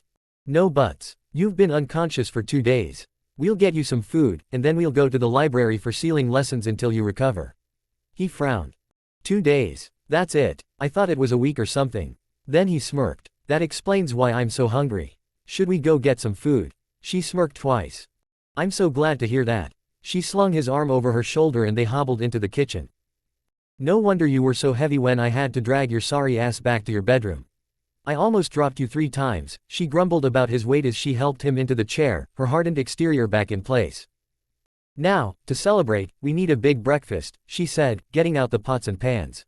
About 15 minutes later, there was ramen, rice balls, rice, and dango on the table. She stood up to pour herself some tea, and he took a bite of ramen. Tastes like shit, he said, jokingly. In fact, it tasted better than before. His taste buds must have gotten stronger since the transformation. He instantly felt 2 pebbles dig into his forehead, then fall to the floor in powder form. Let's see if you get another breakfast or painkillers from me. She screamed. He chuckled evilly, then coughed. He was talking too much. I was kidding, this is great. Better than ever. Naruto was forced to whisper again. She frowned. The medicine must have worn off. That's the bad part about being the Kyuubi. Unless you're on really strong painkillers, they wear off pretty quickly. She placed 2 more pills in front of him. These are strong enough to kill a moose, or if he survives, let him jump off a cliff and say it was fun when he lands. That should do the trick. He popped them in his mouth and continued eating. She placed some tea in front of him and he took a quick sip before continuing to eat.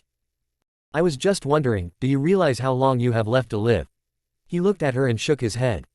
Let me put it this way. You'll see quite a few millennia. He began to choke on his food. She reached out and slapped his back, forcing the food out of his throat. That's long, she just smirked. It's a good thing your body aged during the transformation. So I'm about 25 years old in human years. You're probably in your 20s. The good thing is that we're close enough in age that it won't be considered wrong. He smirked. That was good. Plus, you're of legal drinking age. So that's even better. They finished eating and Naruto finally felt well enough to move around freely. Okay, now for the sealing lessons. Boring, she said, making a face. Naruto laughed. Then you have a reason to thank me. She tilted her head to the side in confusion. The half-demon side of me already knows everything. It all rubbed off on me. She jumped over the table and threw her arms around his neck. Thank goodness. I hated studying them and skipped everything I taught so as not to drag it out. So you have the day off, you can do whatever you want. Except the train. We'll do that later, she said, knowing what was on his mind. He wanted to test drive his new body. The best part for me is, you've grown out of all your clothes. He looked down and realized that his pants were like manpris and his long-sleeved shirt was up to his elbows. When he bent his arm, a loud ripping sound came from the back of his shirt. She smirked evilly. Guess who's going shopping? He groaned. Chapter 12. Hitomi taught him how to turn back into a normal person before dragging him out of the cave. The sunlight hurt his eyes at first, but he quickly got used to it. Keith, there's a second reason we left here.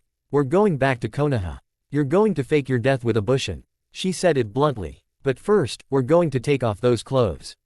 Hitomi changed back into her human form and they ran to a small village nearby. The village wasn't one where shinobi lived, but there was a small shopping area where they found some clothes for Naruto. The pants were black and his shirt was mesh with a dark blue shirt over it. Turning around, they threw their bags in a cave, knowing that they needed to reach the forest before Konoha before sunset. A few hours later, they made it. In half the time it took them the first time. Hitomi stopped him about a mile from the village and taught Naruto how to do what she called the Shuketsu Kage Bushin no Jutsu. Blood Shadow Clone Jutsu. They ran another half mile and she smirked. We're going to spar. When I call the time, you do it. Naruto nodded and they began to fight. The effects of some of their basic jutsu drew the attention of the Anbu to the fight. When Hitomi felt the Anbu approaching, she looked up at him. Do it, he smirked. Naruto created a clone and it exploded into a mass of blood. Surprisingly, it was real blood, multiplied from a drop of Naruto's blood. The Anbu members landed and looked at the mass of blood before taking a sample and heading back to the village. Naruto and Hitomi ran and when they realized they were out of earshot, they both laughed. Finally back in the cave, Hitomi splashed some of her blood up and they both walked in. Naruto was officially free. He was presumed dead by all but 2 people on this planet. The Anbu leader was shocked as he looked at the blood test results. He couldn't believe it. Naruto couldn't be dead. He stood up and knocked on the door before opening it. To what do I owe this visit, Kakashi? Tsunade said, looking up at him. He lowered his mask, tears streaming down his face, and threw the open folder onto her desk. My squad heard sounds of a fight, so we went to investigate. We found blood. It looked like someone had exploded. These are the blood test results. She looked down and gasped. No, that was impossible. The blood matches Naruto Uzumaki's blood exactly. The amount of blood at the site suggests that Mr. Uzumaki's body was blown apart by the explosion, leaving nothing but his blood, meaning that he was blown up from the inside. Status: dead. Tears began to flow from Tsunade's eyes. Go. She stopped trying to regain her composure. Go update the bingo books. Don't tell the villagers, she said. He put his mask back on. Kakashi. He stopped halfway to the door. Put it on the Kia stone. He nodded and walked out. Okay, Keith. Welcome to hell. Activate your weights and double them, she said. He did so and felt the tension. However, she exploded in a mass of smoke. He sighed and shook his head before doing a bushin again and this time her face was slightly purple. He could move even with double the weights. Just very, very slowly. Then she lunged at him. He screamed and dodged out of the way. He was lucky he made it in time. The wall behind him exploded in a mass of dust. Looking up, he realized she had destroyed the wall. Naruto watched as it grew back in place. Okay, let's get this straight. The idea is to don't move, she yelled, kicking him again. This time he raised his arm in a side block. She smirked. Much better. She turned and kicked the other side of his head. He caught her ankle. She used his hold to try and kick him from the other side. He caught her ankle again. She tried to kick him in the face, but instead she was caught in a wall of chakra. Even after the blasts of fire, she couldn't break free. That's the ultimate defense, he said, smirking. For real this time, not like Kaden Neji. I noticed, she said, putting chakra into her kick and slamming her fist into him over and over. She didn't expect him to release spikes that pinned her to the wall. On the other side of the room. You know I only wear clothes to keep you from going crazy, right? He nodded. Then pinning me with my own clothes wasn't the best idea. His eyes widened and the spikes disappeared. Good choice. He stuck out his tongue, but pulled it back in before she could grab it. He slid his foot between her ankles and she fell unceremoniously to the ground. She looked up at him, glaring. He laughed. Okay, Grace. He chuckled at his nickname before continuing. Sorry, but I can only give you AC for that landing. She kicked him. That was ugly. I'm not a good person. In fact, I'm not even a person. Ha. She stuck her tongue out and pulled it back in before he could grab it. She stood up and kicked him in the chest. Once again, she was caught in a wall of chakra. Ah, stop doing that. She began attacking him from all angles, using every jutsu in her arsenal and every form of taijutsu she knew. None of them could get through the chakra. This is 100 times stronger than steel. You won't get through. He smirked, but fell as she threw him into the air, using his shield to get a better hit. Chakra threads shot out around him and began to spin. He was scared. It was the primordial lotus. It expanded its chakra shield and covered them both. When they hit the ground, all that happened was a deep hole formed and a deep bass sound rang out, like someone had struck a gong. He dropped his shield from her and she looked at him in amazement. How did he hold up against the primordial lotus? There's no way to defend against him, she said, her eyes wide. My chakra is spinning in the opposite direction, slowing the lotus down. By the time I hit the ground, it had slowed down enough to protect me, he said, smirking. She shook her head and went to attack him again. It was no use. They continued for hours, their bottomless reserves of chakra spurring them on. Blow after blow was exchanged until Naruto could finally hold up his shield no longer. Good. Shield gone. Now I'll wipe the floor with you. He smirked and released his human form for his half-demon form. Naruto felt the power coursing through him. Want to argue? And once again they went at it. Punch after punch, kick after kick. About an hour later, they were both battered and bruised. Are you used to these weights yet? He nodded. Okay, add another 500 pounds. Naruto groaned but did as she said. He groaned again as he felt the extra weight affect his battered body. Does it hurt? He nodded again. Okay. With that, she lunged at him. He tried to raise his arm to block the attack but he couldn't move fast enough and got caught right in the face. She kicked him in the ribs but he still couldn't raise his arm fast enough to block the kick. He heard some of the ribs crack and heal. This went on for a while. Naruto swore that every bone in his body would have to be broken and reset. Finally, it stopped. He felt his weight deactivate and slowly lifted his head off the ground. At that point, he fell flat on his back. A look of pity crossed her face and she helped him up. I get over one pain, and I get another, he muttered to her. She laughed as he hobbled down the hall. She walked him to his bedroom before pushing him into the library. Now for the lesson. You want to be Hokage, right? He nodded. Okay. Now you will study politics. Then we will have dinner and you can go to bed. He groaned. This is your new training schedule. Starting tomorrow morning, we will begin training in Kitsune Jutsu. The next morning, he was woken at 5 in the morning, according to his watch, and rushed to the kitchen to eat. He had 20 minutes to find, cook, and eat food before training began. Okay, now for jutsu training. First, you need to learn the demon seals. She began to show him. In bird, his middle fingers stuck up instead of being folded. In boar, his palms were pressed together and facing downwards. In dog, his bottom hand was extended outward. In dragon, his fingers were intertwined and stuck out over the back of his hands. In hare, 2 fingers stuck out from the bottom. In the monkey, both palms were pressed together, the fingers pointing in opposite directions. In the horse, the little fingers were pointing down. In the ox, his middle finger was raised. In the ram, 3 fingers instead of 2. In the rat, 3 fingers instead of 1. In the snake, the thumb and little finger were sticking out. In the tiger, the little finger was sticking up. Can you remember all that? He nodded. Good, because I won't repeat it. Now for the weak Kitsune Fire Jutsu. She made the Tora Demon Seal. Kitsune Faya. Fox Fire, and she breathed out dark blue flames. Your turn. He smirked and made the Tora Demon Seal too. Kitsune Faya. For the second time this week, this boy had amazed her. He was at least twice the size of the one she blew out. Apparently, he didn't put much effort into it either. She threw a fist-sized rock into the fire. He stopped and stared blankly at the rock. In fact, what was now a pool of lava. Now for a history lesson. When the Kyuubi first appeared on Earth, they learned of their power over fire, but they discovered that their fire had a weakness. Splash water on it, it would go out. Cover it with sand or dirt, it would go out. That's how they learned to control these elements. Like that, she made another seal. The demon boar. Kitsune Kouzui, fox stream, she said, and a stream of water shot out of her mouth, hitting a small pool of lava. It boiled and eventually turned into stone. She found a larger rock and melted it. Now, ice. She made the demon boar and demon dragon seal together. Tukatsu Kitsune Kuzui. Kitsune frozen stream, the lava turned into a block of ice.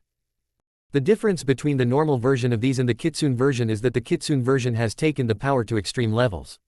What's even better is that the Sharingan can't copy any demonic jutsu. He smirked. That would come in handy. He had some trouble forming the ice, but he managed it after an hour. She sighed and smirked. Then the last one. She quickly made a demonic ox and boar. Kitsune Dosekiryu. Kitsune avalanche. The mud flew out of her mouth and hit the wall with a sickening squelching sound. Your turn. He had the same effect with his first shot. You've surprised me for 2 days straight. You learned those 4 words faster than I did. Hitomi turned and walked out of the room, motioning for him to follow her. He did so and they walked towards the entrance. She continued walking until she was a few feet from the stairs leading up. She bit her thumb and drew the kanji for Kyuubi on the wall. The outline of a door glowed before the wall disappeared. In its place was a row of swords. She reached out and grabbed a simple silver sword and tied it to her belt loop. Today, Hitomi is wearing jeans. She then pulled the rope attached to the side and the swords disappeared into the wall. Hitomi then inserted her 9 tails into the 9 holes and then pulled them out after a clicking sound. Behind it was a black sword. She reached out and grabbed it before handing it to him. This is yours now. Its name is Deizu Karaikako. Death's dark past. He held it in his hands. He could feel the power contained within it. At the end of the handle was a dragon's mouth and the blade was pitch black. Under the dragon's mouth, a small purple-pink stone was embedded. The sheath was also black. He tied it to his pants with a loop that hung from the side. That's why she told me to get these pants. He understood her plan as he tied them. She then sealed the door and led him back to the training room. From now on, we have a new rule. You are not to talk or make any noise during training. You are so loud I can hear you a mile away. I will add 25 pounds for every noise you make. Naruto tried to protest. You are officially in training now. Any protests are to be saved for after I am done with you. He sighed and felt his dumbbells become a little heavier. Any sound, no matter what it is. She smirked darkly. Naruto had to resist the urge to sigh again and nodded. Also, I am adding kenjutsu training to your list. By the way, I need you to cut yourself with this sword. His face was confused but he couldn't ask why, so he had to do it anyway. The sword glowed red before going out again. She reached out and grabbed the hilt. The hilt turned into a blade and cut her hand. She dropped it as 4 daggers flew out horizontally. Now no one can steal it or use it. Except you, of course. His mouth formed and, oh. She pulled out her own sword and began teaching him how to fight. After that, they moved on to teaching him taijutsu and genjutsu. In taijutsu, he learned how to use his tails and claws in combat, as well as the kyubi style. In genjutsu, he learned every form of genjutsu, human and demonic, and how to summon them with his tails. He learned every kinjutsu from every village's forbidden scroll. His weight was increased to about 10 tons, and he learned everything he needed to know about politics. Hitomi taught Naruto how to cook, and in exchange Naruto paid rent 3 times a month. His chakra reserves eventually became large enough to keep Hitomi out of her cell for weeks at a time. He also mastered Deizu Karaikako, all medical disciplines, read the entire Kyubi family library, and learned his father's most famous technique, the Shunshin no Jutsu. Body Flicker. Chapter 13. 6 months later from where the last chapter left off. Hitomi glanced at her partner out of the corner of her eye.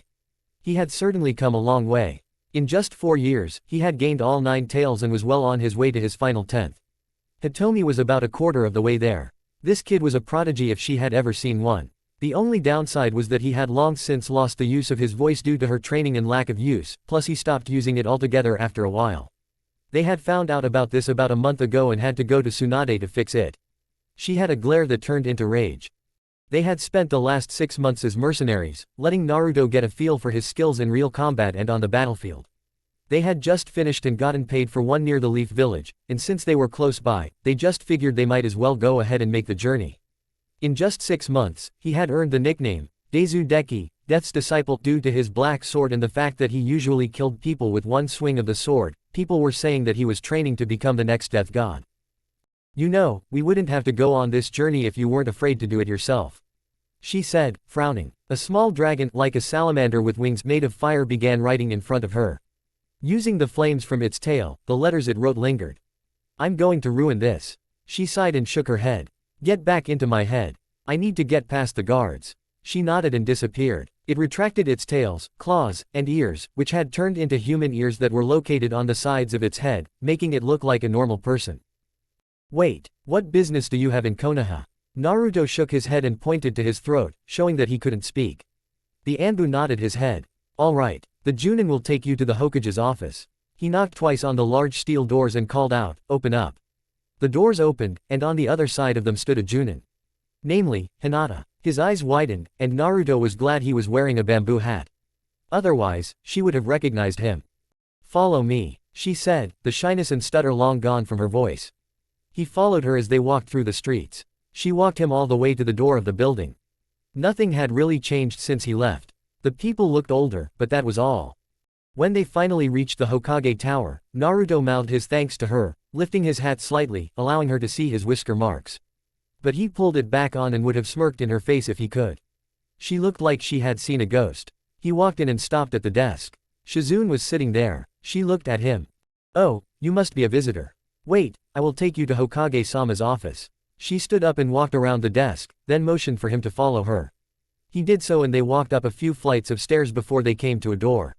Shizune knocked on the door and motioned for him to come through. Tsunade looked up.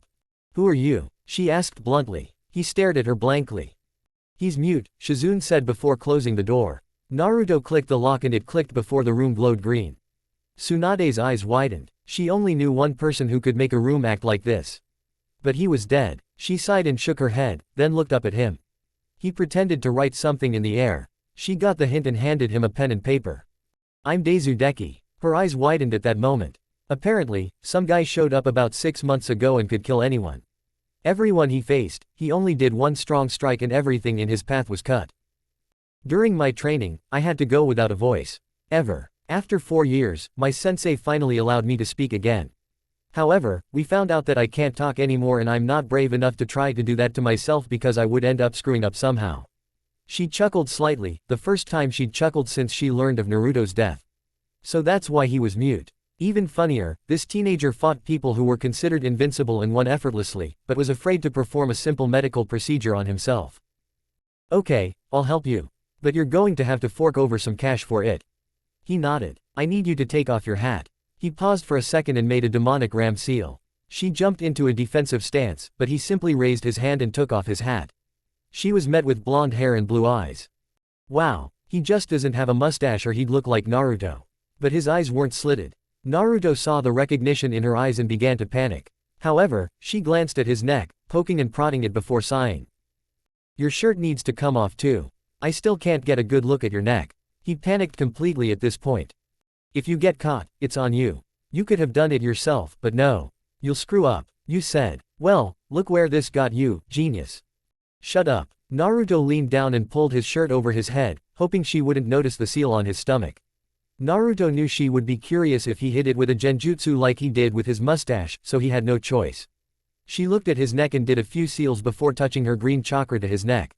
He didn't feel anything, however when Tsunade pulled her hand away she was smirking. That's it buddy. Now cough. Ah, arigato, ba-chan. It was then that he realized his mistake. Her eyes widened as she looked at him, then at his stomach. The seal was there. "N" was all she managed to say before Naruto crossed the room and covered her mouth with his hand. This room isn't soundproof, just sealed. He whispered. Naruto did a few demon seals and the room glowed purple before going dark. She stared at him with wide eyes. She hadn't even seen him move. Naruto, is that really you? He nodded. She walked over and hugged him, sobbing. I thought you were dead. Your blood was splattered all over those trees. Those idiots at the hospital said it was your blood. They probably just made it up. Naruto sighed. It was my blood. Tsunade stepped back from him and looked at him with a confused expression.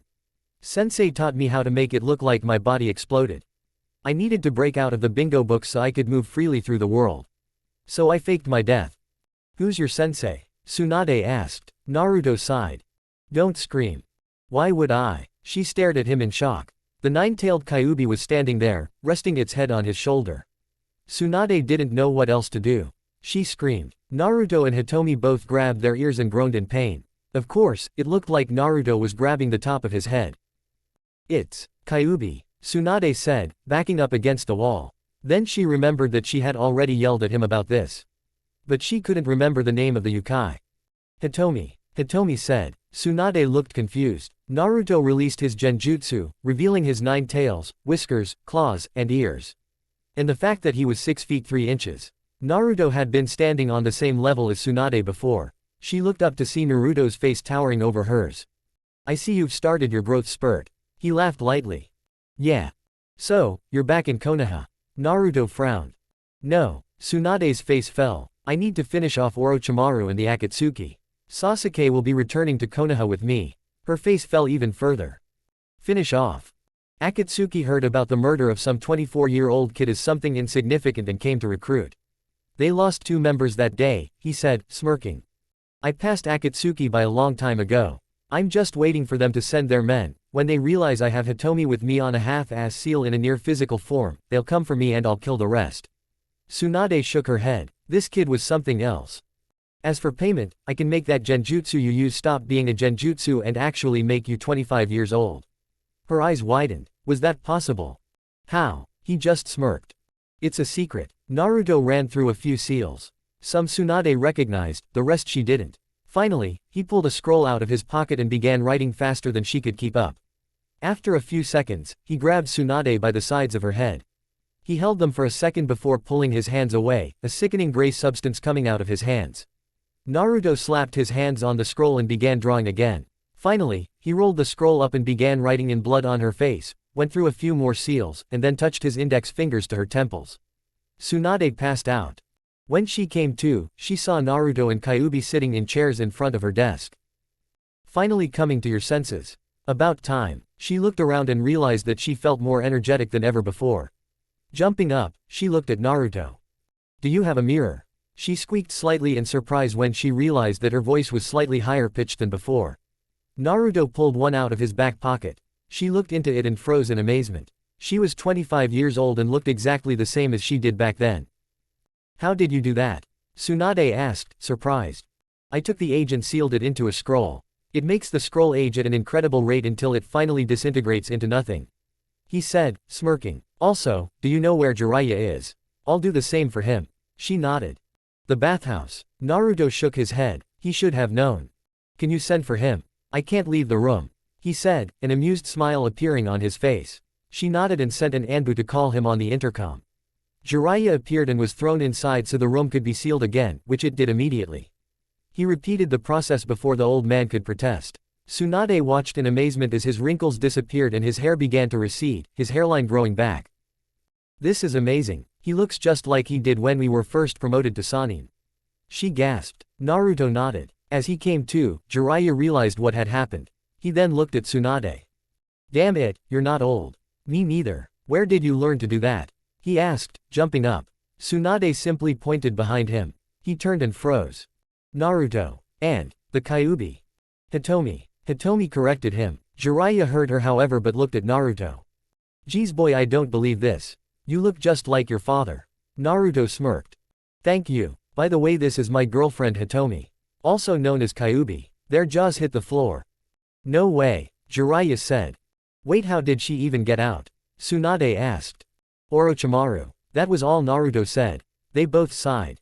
On the plus side, he didn't take over Sasuke's body. Sasuke somehow convinced him he could get stronger before letting him take over his body. So we have 3 more years before it's too late. Naruto sighed. I'll get him back. I have to go. Chapter 14. He made Hitomi disappear in a puff of smoke. He looked at the two of them before opening the room. Bye. And with that he opened the door and walked out the door. I think I can find my way back to the gate. Arigato Hokage-sama. He looked down both hallways and mouthed, Ba-chan. Then he turned and walked down the stairs. Looking over the railing, he saw that there was no one on the stairs. Perfect. He jumped over the railing and fell down. He straightened up and walked out the door, hoping that no one would find the crater he had left. Finally, he reached his destination. Ichiraku Ramen. He walked in and plopped down in a chair. 3 bowls of miso ramen. He yelled. Naruto conjured a bushin in the alley next to the stall so that it looked like she had walked in instead of just appearing out of thin air next to him, and Hitomi walked in and plopped down next to him. What's an idiot like you doing in a place like this? She asked, trying not to laugh. Shut up. We'll get caught and you'll have to work for them again if you survive. Shut up. He slapped his hand over her mouth and jerked his head over his shoulder. Hinata, Ino, and Tenten sat behind them, staring at him. Tsuki set 3 bowls in front of him and Naruto cleared his throat for them. He then slid 1 bowl over to Hitomi and they began to eat. Of course, Naruto wanted to order 50 bowls, but that would have been too obvious. Just as he was about to stand up, Hinata, Ino, and Tenten came over and stood in front of him. Hey, Hinata said. Hello, ladies. And goodbye, ladies, he said, standing up. Hinata pushed him back into his chair. I don't think so. What's up with your mustache? Naruto rubbed his chin. Well, I recently lost my razor while shaving and now I can't. You don't have a single hair on your face except for about 6. Really? Wow, you have good eyes for seeing. I only had 6. I thought I was going to have thousands. He chuckled at his own joke. Hinata had become a force to be reckoned with over the years. She also had the title of having the fastest reflexes anyone had seen since some dead jonin. Add to that the fact that she was the mistress of the Hyuga, and you had yourself a pretty powerful person. So she shot out her hand to grab his hat, but her hand never made it. Her wrist was caught just outside the reach of his head. Her finger couldn't touch it by less than 1/4 of an inch. You're not surprised, she said, pulling her hand back. He frowned. I don't think I ever said that. What's your name? And why don't you take your hat off? I like my hat. Take your hat off and the girl won't die, Ino said with an evil grin. He sighed. Yes, very good. He took off his hat, knowing he had screwed up. He didn't bother hiding his ears because he had his hat on. They gasped, and he activated his bloodline. Hiraishin no Jutsu. Grabbing all 4 girls, he ran to the allies and sat them down in their respective seats. He didn't want to become a missing nin again, so he stayed. Deactivating the Hiraishin, they looked around in amazement. Tenten looked at him in shock. That was the Hiraishin no Jutsu. Only the 4th one knew how to do that. Actually, it was his bloodline. Naruto said. He hated it when people confused things with his father. Then you're the Yondaime's son. Everyone's eyes widened in surprise. Hitomi and Naruto's because they knew they were being set up, and the other 3's because they realized who he was. Naruto. Not anymore. Now my name is Daizudeki. Ino laughed. Yeah, sure, Dobi. They say Daizudeki is 24 years old and can kill anyone without any effort. He's also supposed to have 9 tails. Plus, he has a black sword. Yours is just a cheap piece of plastic. And I don't see any tails. Ino kept giggling. So Tenten went to notify the Anbu, huh? Naruto suddenly said. They stared at him blankly. He kicked Tenten in the stomach and she disappeared in a puff of smoke. Okay, I'll go, he said, reaching for his hat. Hinata ran through a few seals and set the hat on fire. Now that was not good. Hitomi just smirked. Tenten gathered a crowd. She nodded towards the entrance to the alley where there were pitchforks, torches, and way too many Anbu, Jonin, Chunin, and even Genin. Naruto smirked. Oh, fun. Looks like I'll get my revenge after all. Hinata and Ino laughed.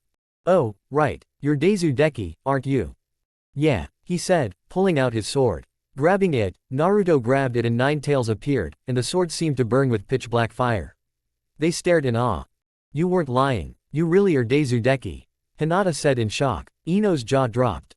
I'll destroy Orochimaru and then get Sasuke back. You and Sakura can fight for him from there, he said before holding out his sword. Move. Hinata activated her Byakugan. Naruto looked at Hitomi. This is stupid, you'll get caught. This is like the riot we put down last month. This will be easy. Plus, we have everyone above Genin rank this time. Last time it was just 3 little grass Genin. They were weak, even for Genin. Naruto paused. I want to do this alone, Hitomi. He said, becoming serious. Hitomi sighed and nodded before disappearing. Who is that? Hinata asked. My girlfriend. Also known as the Kyuubi, but her name is Hitomi. If you guys survive, make sure this gets fixed. Hinata growled and unleashed her most powerful attack. Hake-san Byaku Rokuzuichi Shiki. Divination Field. Divine 361 stabs. Naruto took every hit, eventually dropping his sword at around 160. His body went limp at around 250, leaving him hanging in the air only due to Hinata's punches. 360, he could be considered dead. 361, he was indeed dead as his body lay lifeless on the ground. Or, so she thought. God, that hurt. What happened to your crush on me? He muttered, rubbing his stomach. Hinata's eyes widened in shock. This was impossible. No one could survive this. How are you still alive? Naruto smirked.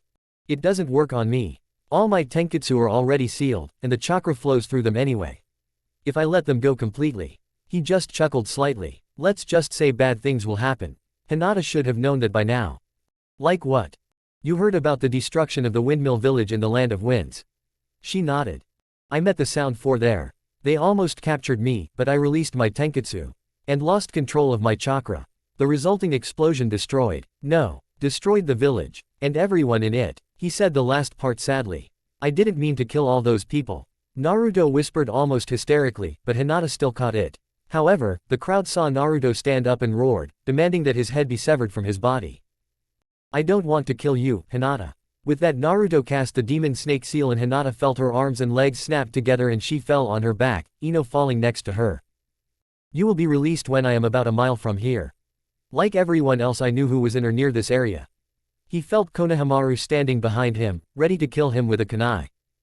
Konohamaru, I don't want to kill you. Put it down, Naruto said as he turned around. He looked up and saw who it was. Ni-chan, he said as he hugged Naruto. Naruto pushed him away. Sorry kid, I need to maintain my appearance. Stay here and no matter what happens don't leave until Hinata and Ino can move. Konohamaru nodded. Congratulations on becoming a chunin by the way. Before he headed for the building to his right and jumped to the building on the other side of the street and then landed in front of them. They turned, ready to kill. This wasn't a riot. This was a bloodbath that was about to happen. This crowd was completely out of control in their rage and wouldn't leave until they got their blood. Naruto held out his hand and his sword appeared in a burst of black flames.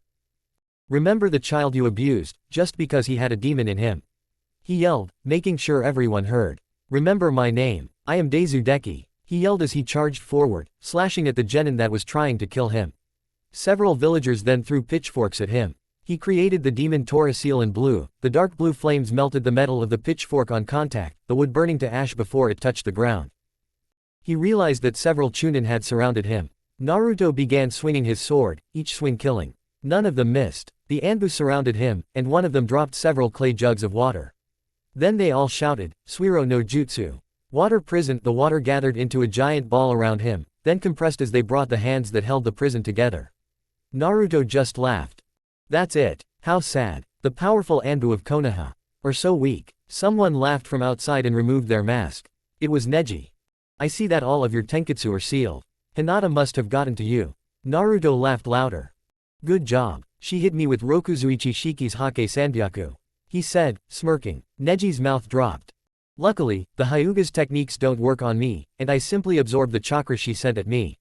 Neji frowned. Anyway, you won't be able to escape from here, Daizudeki. Naruto laughed again. You're forgetting, I am the Yondaime's son. His Hiraishin no Jutsu was actually a bloodline. He smirked. The Rasengan, however, isn't. Naruto's tails reappeared. He had hidden them so no one would try to grab or attack them, and flared out around him, forming a 180-degree angle. Then a Rasengan formed on each tip, then two more were created on his elbows, knees, the tops of his feet, and in his hands. I only have 17 Rasengan. Do you really think you can stand against this? Several Jonin ran up and placed their hand on the sphere, adding more chakra. More Anbu then appeared and helped as well. Neji laughed. Still, there are at least 30 of us. He looked around. 39, to be exact. It doesn't matter. 39, 390. The difference is the same. I can still defeat you all. The Rasengan went silent. But I will make a deal with you. To give you a fighting chance, I will not use anything but my sword. He drew his sword, getting into a stance. He jumped up and cut a hole in the roof of the prison before jumping out of it. The water just came crashing down on itself. The Anbu immediately started going through the seals. Kanashibari no Jutsu. Body freeze. They were all crying. Naruto felt his body shrink before collapsing. He groaned. Oh my god, you people never give up. I'm actually trying to get rid of one of your threats and here you are acting like I'm the enemy. Neji walked up to him, his eyes narrowed suspiciously. What do you mean? It doesn't matter, he said, releasing a surge of chakra. He stood up effortlessly. Because it's time for me to go. It's time to finish. Suddenly, the Anbu masks disappeared. Naruto didn't seem to move at all, but he had a stack of masks in his hands. No one I know. Okay, fine, Neji. I don't want to kill you, so. He made the demon snake sign and Neji fell to the ground, straight as a board. I'll tell you what I told Hinata. You'll be able to move when I'm a mile away. Naruto then readied his sword and fired it in a circle in front of all the Anbu. They all fell to the ground, clutching their stomachs. Anyway, I had to freeze everyone in the village who knew me. Guess I still haven't mastered it. The crowd realized that they hadn't stopped him and began bombarding Naruto. Naruto simply sighed and positioned his sword next to his left shoulder. Goodbye, most of Konoha. He first glanced around the crowd, making sure he didn't know anyone in it, and then swung his sword horizontally. Deizu Kuraikako. He shouted. A giant black crescent moon made its way towards the crowd. They seemed to think it was a genjutsu. That it was impossible to create something that powerful because they kept running towards it. Idiots, Naruto muttered. The black moon cut the entire crowd in half. Blood sprayed everywhere as torsos began to fall to the ground. Blood flowed freely through the streets, almost flooding them. Tyuki and Ayame both ran out. Ayame screamed and Tyuki pushed her back into her stance. He looked back at Naruto with a sad expression. Why? Naruto walked up to him. They tried to kill me countless times when I was a child. They even succeeded once or twice, and the third had to heal me himself because the hospital wouldn't accept a demon. My healing powers, which I later found out were the Kyuubi, always brought me back to life and kept me that way long enough for the third to get to me. I've been set on fire, beaten, almost frozen in a block of ice. I lost all the fingers on my hand where someone used a sledgehammer and then an axe. That's just the tip of the iceberg. Honestly, I don't want to go into details because I have to go. More Anbu are on their way and I don't want to kill anymore. He started to turn around. Wait, Naruto. Just out of curiosity, how strong are you? Have you heard of Akatsuki? The man nodded. I killed 2 of their strongest men in 3 minutes. Tyuki's eyes widened. He didn't know much about being a ninja, but he knew these men were elite. Apparently, there was no one who could stand up to any of them. Well, until Naruto, of course. Naruto lifted Tyuki's hand and threw the bag of Ryu into it. Here, for the customers you just lost. This should be enough to last until I get back. Tyuki nodded and went back inside. I've never seen you before, have I? Naruto laughed lightly. Right. He turned and walked towards the gate. Another crowd that had tried to sneak up behind him scattered at the sight of their comrades falling to pieces. He chuckled at his own joke. Painful, yes, but still funny. He frowned as an Anbu landed in front of him. I don't want to kill anymore. Please step back, Naruto said, his nose starting to burn from the smell of blood. The man shook his head and removed his dog mask.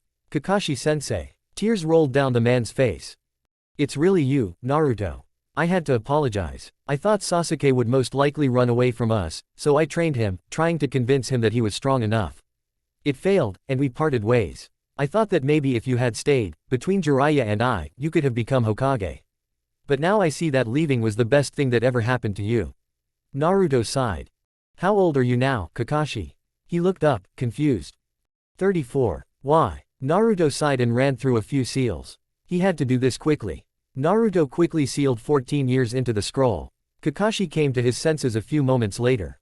What did you do? Naruto smirked. Technically, I'm older than you now. Welcome back to being 20. Huh, what a great answer for a man of his strength and intelligence. I sealed 14 years into you. You now have the same body you had when you were 20. Kakashi's eyes widened.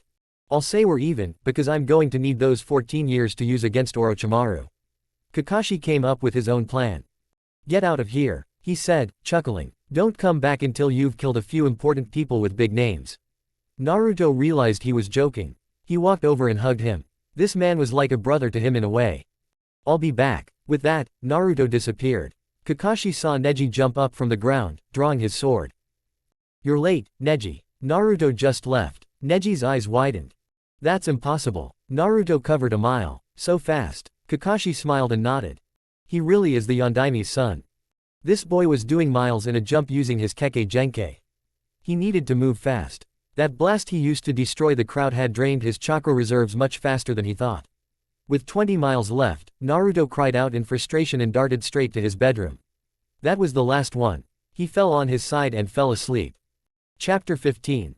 Naruto woke up to find himself in the same place he fell asleep. Stretching and yawning, he stood up and did a kage bushin, and let Hitomi take control of his body. She slapped him. You moron, she screamed. You almost got captured. They captured you. If you haven't let half of your tenketsus go, you'd still be in Konoha being interrogated. I had to feed you my chakra so you would not die. He sighed and plopped down on his back on the bed. I killed them all. It's like Windmill Village, all over again.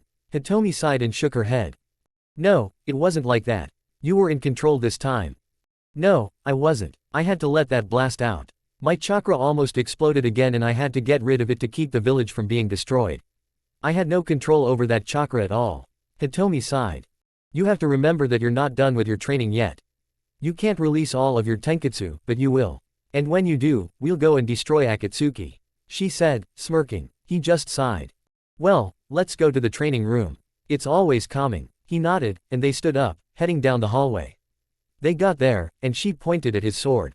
Get rid of your sword. You've already mastered it anyway, so there's no kenjutsu training. He nodded, and placed it on the ground by the entrance. Now, I want you to start releasing the tenketsu until you lose control. Then you'll leave them like that for the next week. He nodded, and began releasing them. When there were a little less than a quarter of them, he looked at her expectantly. She nodded, and turned, walking out of the room. That's it for today. You can train on your own if you want, to get a feel for the chakra. I'm a little hungry. I mean, I've been trapped in your head for a month. She sighed. He shook his head. That was the only downside to having so much chakra. It took so long to regenerate it once you used it all up. Naruto sighed and followed her. He went back and trained. After breakfast, of course. He'd taken a few hired jobs that week, making a little more money from them. More people came for him when he left now, considering he was back in the bingo book. The next week, he released about a fifth of his tenketsu. Naruto could feel his control weakening, so that week was spent training, mostly with logs. By the third week, he had a third of his tenketsu left. Naruto was really nervous right now. What if he exploded again like last time? He was on his 4th week and only had a third left. He could split it into getting a quarter this week and finishing next week, but that would still be a lot of chakra. Yeah, I know my math is messed up, I know it doesn't make any sense, but pretend it does. That day marked the week. Hitomi walked in, grinning like a maniac. Give me your sword. He frowned, but tossed her his sword. She caught it by the sheath. Now, I will seal this room with an anti-chakra seal. He frowned even more. He didn't like where this was going. And you will release the rest of your tenketsu. You will stay here until you can gain control of them. But. No, you will not die. You are too strong for that. She kissed his lips and lingered for a few moments before sucking on his bottom lip. He allowed entry and she ran her tongue over his fangs before reaching his tongue. They continued like this for a few moments before Hitomi pulled away. And now you get a good luck kiss, she said, slightly out of breath. Naruto did too. He snorted. Since when do you get lucky? That's it, I take my good luck kiss back, she said with mock anger. It took her a few minutes, but she got it back. Let them go, she said, getting serious. They were both breathing heavily now. He concentrated before he felt them all burst open. He gasped in pain. It's too much, he forced out. No, it's not Naruto. You can do this. I can't handle this. My chakra's about to explode. They're expanding to make room for more chakra. Just hang in there, he shook his head. I'm losing control. Then hold on to what you have left for your dear life. Naruto looked at her. She laughed lightly. I didn't mean to put a double meaning in it, but do this too. Naruto began to form a rasengan to blow away some of the chakra. Hitomi stopped him. No, you can't ignore it. You have to learn to control it without letting it all go in one ear and out the other. At least add a ton to my weight. I'll give you 5,000 and that's it, he groaned. Come on, I can't probably blink that fast with this. Give me more. She shook her head. Blue bolts of electricity shot across his skin. He cried out in frustration. I can't control this, she sighed. This is getting dangerous. I'm sealing the room. She started to walk away. Naruto walked slowly towards her. All that chakra was too much, it hurt. But he'd be damned if he let go. He finally caught up to her and put his hand on her shoulder. Please, don't leave me, he ground out. She looked back at him. Let go of my shoulder and I'll stay a little longer. You're shocking me. He moved his hand quickly. She studied him. You didn't release them all, he sighed. I couldn't. A little more and I would have passed out from the pain. Let them go. You're in. Let them go. Okay. Naruto got to the last 10. With each one he released, the fur on his tails grew darker. The red grew darker and darker. Eventually, he took on a half-demon form as his body was suddenly covered in fur. This was Tenketsu 8. 9. His eyes turned silver. 10. His fur turned completely black. Something like sparks of electricity jumped throughout his body. He screamed, his chakra shaking the entire cave. Hitomi almost fell, but caught herself at the last moment. Seal it, he screamed. She looked at him in surprise. I said seal it. Now if this had been any other time, she would have asked who he thought he was, ordering her around. However, this was a completely different situation. She ran up to him and quickly hugged and kissed him, but had to quickly break the kiss due to the electricity of his chakra. She ran out of the room. He nodded at her one last time and she performed a few seals. A large stone slab fell, covering the doorway with a loud thud that shook the cave even more. She continued going through the seals, finally stopping at the Tora demon, and slammed her hands on the slab. It glowed and a chakra kanji appeared on the wall in black, and an X made its way across the slab, finally covering the kanji. She could still hear that scream. It lasted for hours until it finally stopped. The cave was still shaking. It had been going on for over 24 hours now. But she couldn't sleep. She walked over to the slab and placed her hand on it. It slid to the side. She looked around the room in surprise. There were deep craters all around where Naruto was trying to get used to all the chakra. Those last 10 tenketsu were the ones that kept his chakra from becoming infinite. It was until he finally got control. She saw him in the middle of the deepest crater.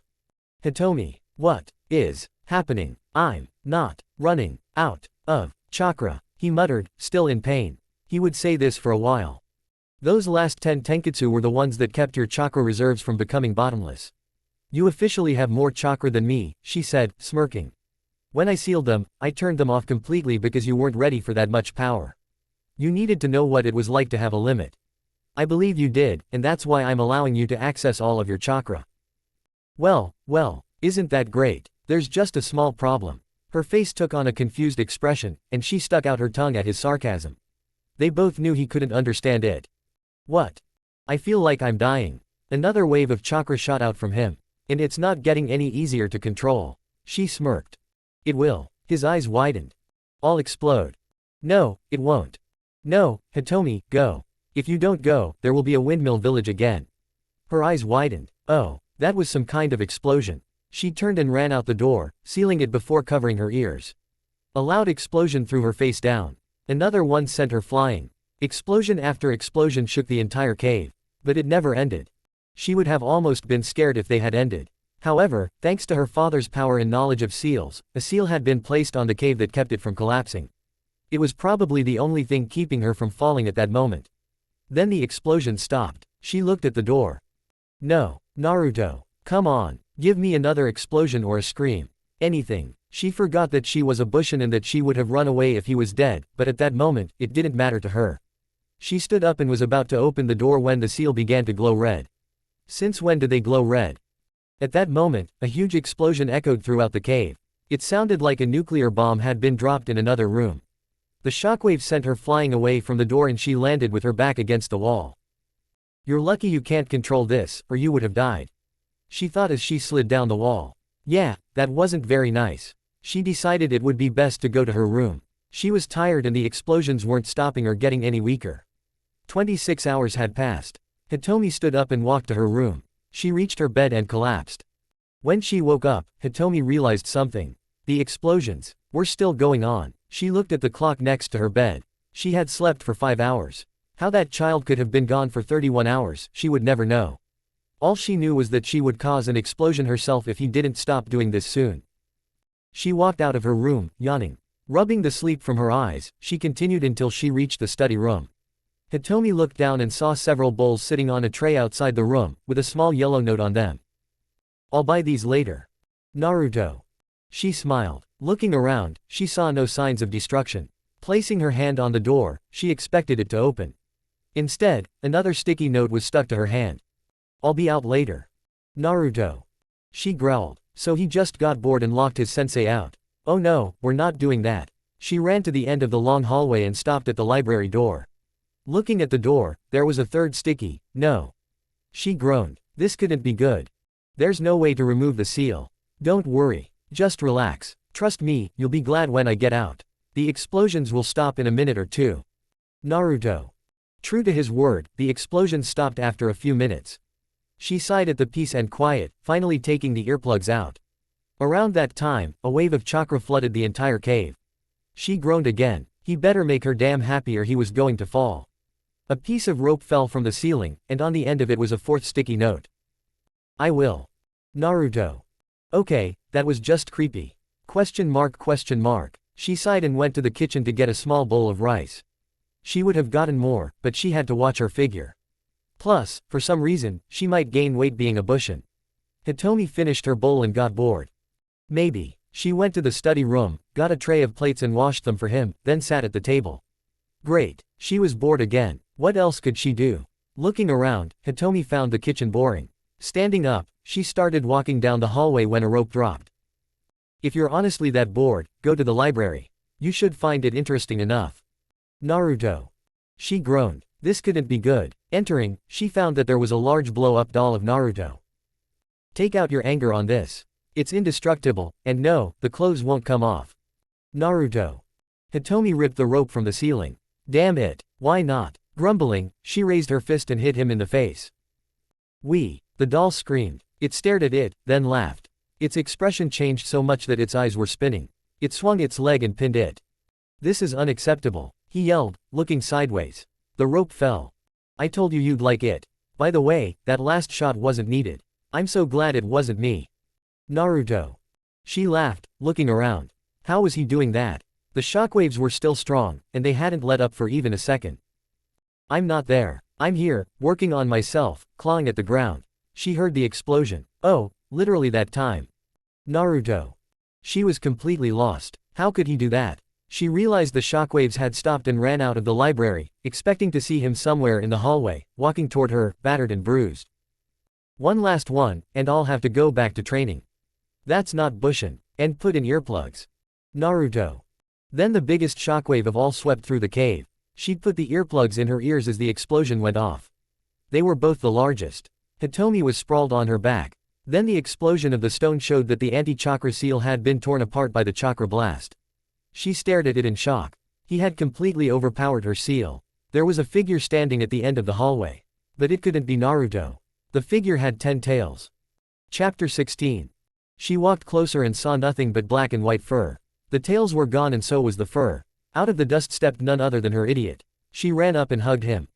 Whale, she yelled. He laughed.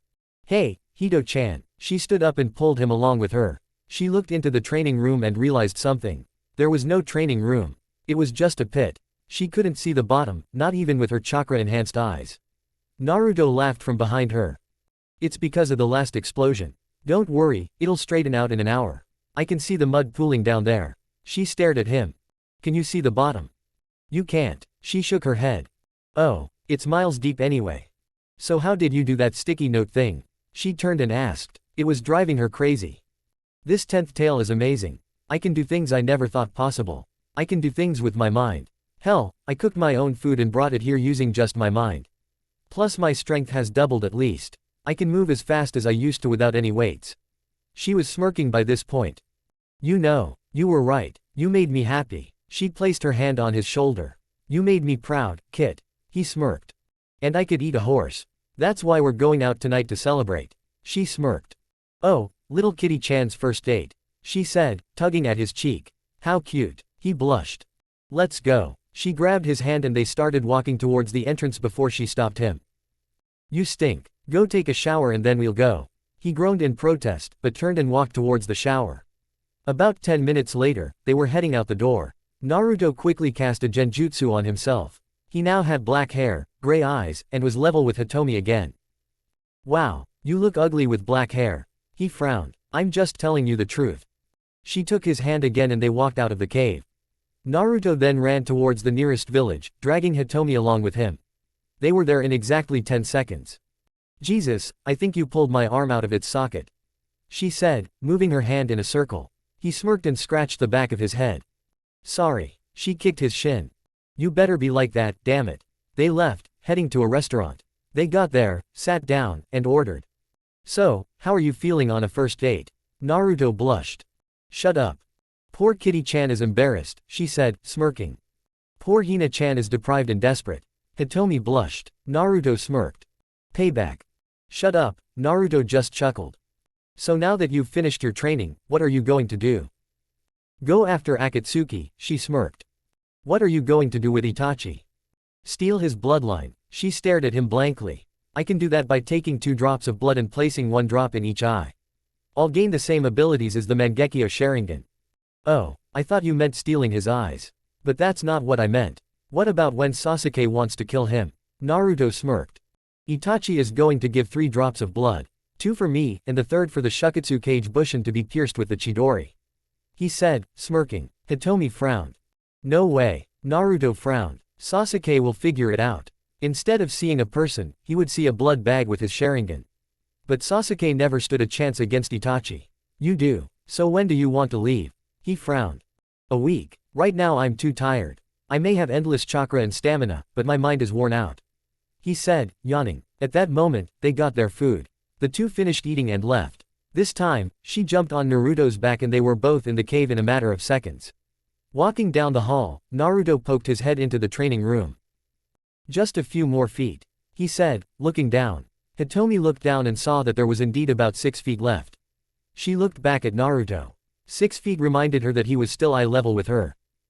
Are you ever going to release that ugly genjutsu? He smirked and released it. Sorry, forgot I had it on. She sighed and shook her head. Walking down the hallway, they both kissed and went to their rooms. Naruto collapsed on his bed and fell asleep instantly. He had a strange dream where Hitomi was wearing a kilt and playing bagpipes, and Naruto was trying to break the bagpipes with paper chopsticks. He had just broken the bagpipes when a voice woke him up. Keith. He sat up and looked through the doorway. Hitomi was standing there, her face the deepest red he had ever seen. I can't believe it. But, I had a nightmare. Can I sleep with you? Naruto tried not to laugh. The almighty Kyuubi was having a nightmare that would actually scare her. I see you're trying not to laugh. She said, a little shrill. It's not funny.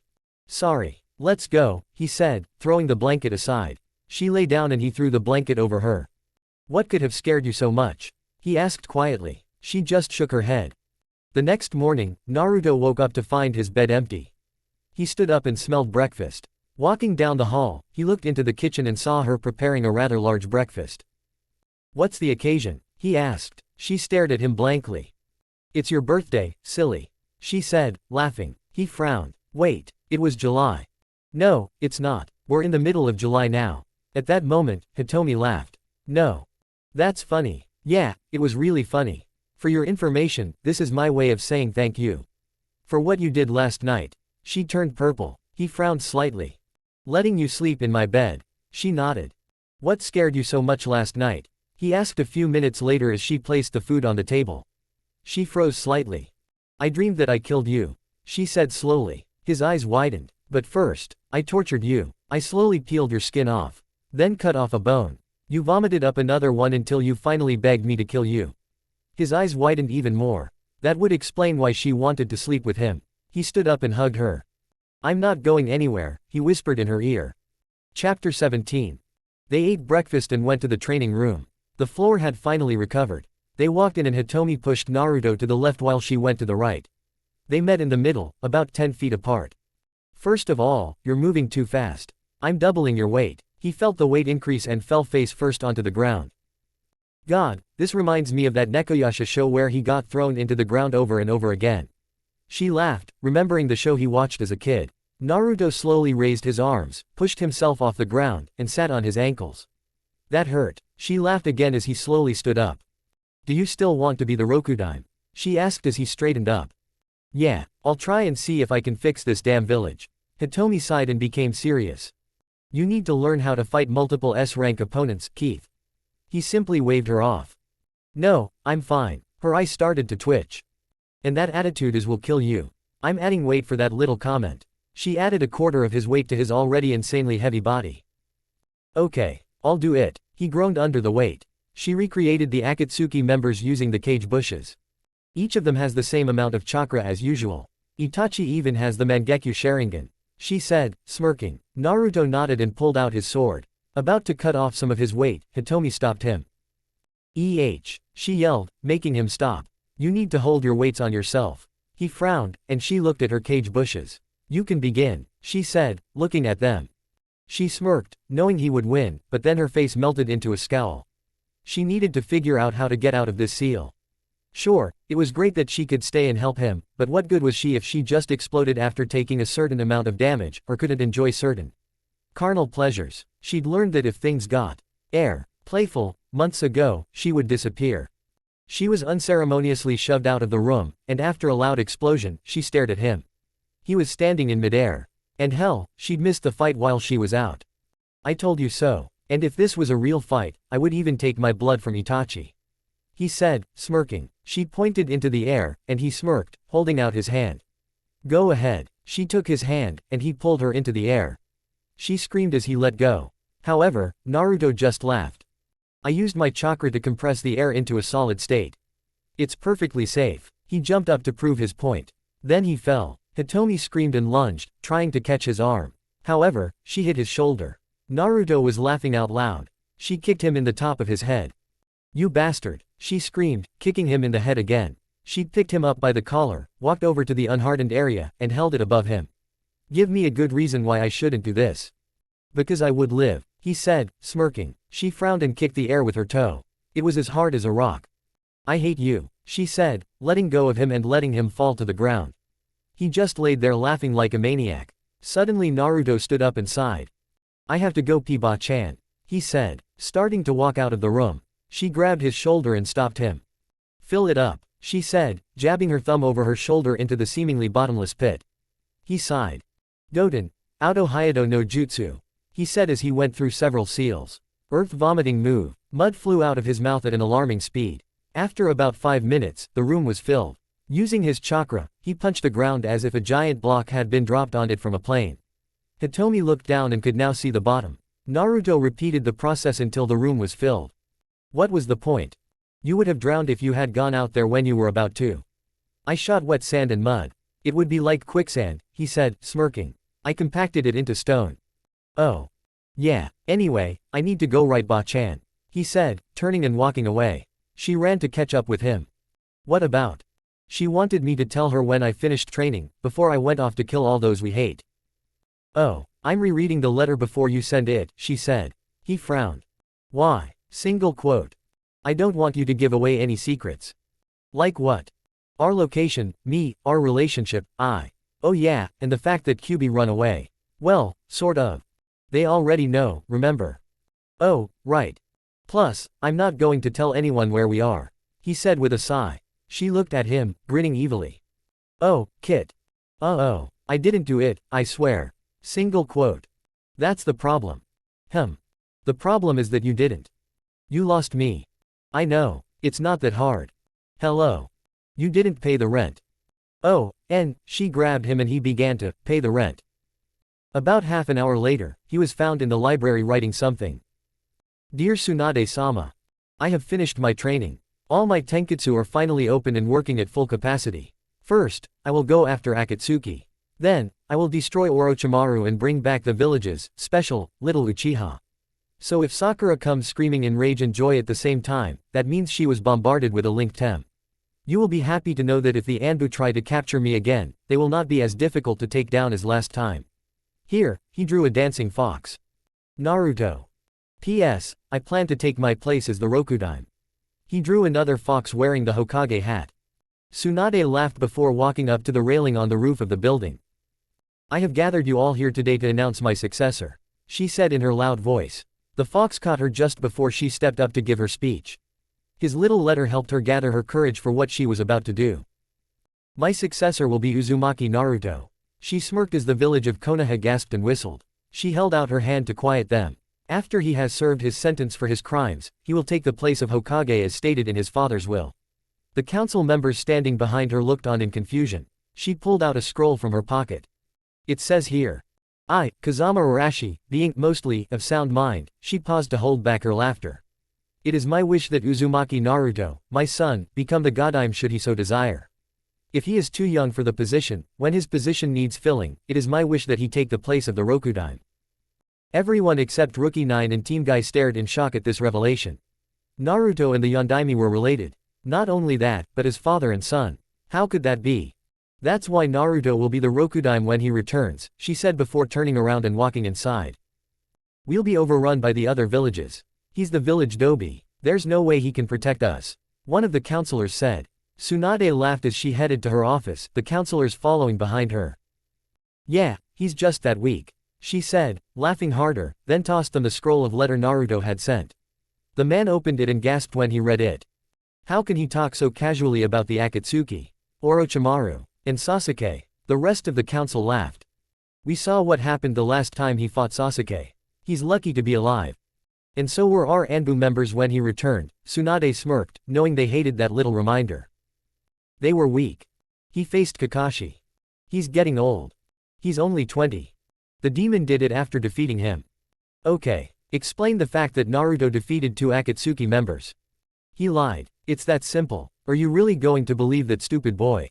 He didn't even tell us their names. He didn't need to. Jiraiya discovered that the 2 members were dead and that they quickly took their places. The counselors were quickly changing their minds about this boy. The thing is, Naruto is strong. I can probably activate my own seal along with all of our Anbu forces, our shinobi forces, the villagers, and possibly all of you. At the same time, especially if he's finished his training. Neji's report on the matter stated that all of Naruto's tenketsu were completely sealed. The note states that they are now all open and operating at full capacity. This means that he had the power to push chakra through the sealed tenketsu. Now he doesn't have to exert such force. He'll be unstoppable. He'll be executed if he ever comes back. Find a new candidate, they said before leaving. Tsunade looked at their retreating backs in shock. They seriously needed to turn on their hearing aids. Chapter 18. Okay, here's the plan. You and I go and destroy everything in sight. Then we'll destroy Akatsuki, Hitomi said simply. No, here's the plan. I cancel the cage bushin, go there, blow Akatsuki to pieces, and then we move on to the Sound Village. She frowned. He answered what she was about to say. I don't care how worried you are about me going there alone. Akatsuki might have a way to extract you from the cage bushin. I don't like that idea. She sighed and nodded. This was it. This would be the end of Akatsuki. Stepping out of the cave, Naruto cancelled his kage bushin and began to run. He should be there in about an hour if he kept up the pace he was going. As he planned, he was there in exactly an hour. Stopping, Naruto sighed and looked around.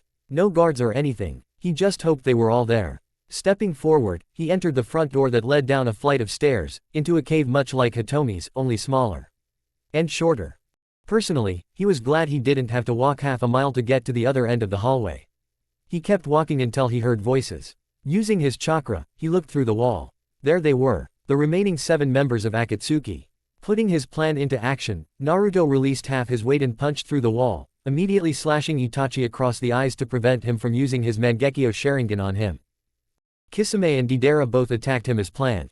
Naruto put up his chakra shield to protect himself from Deidara and began to parry Kisame's attacks. "You've gotten strong, Naruto.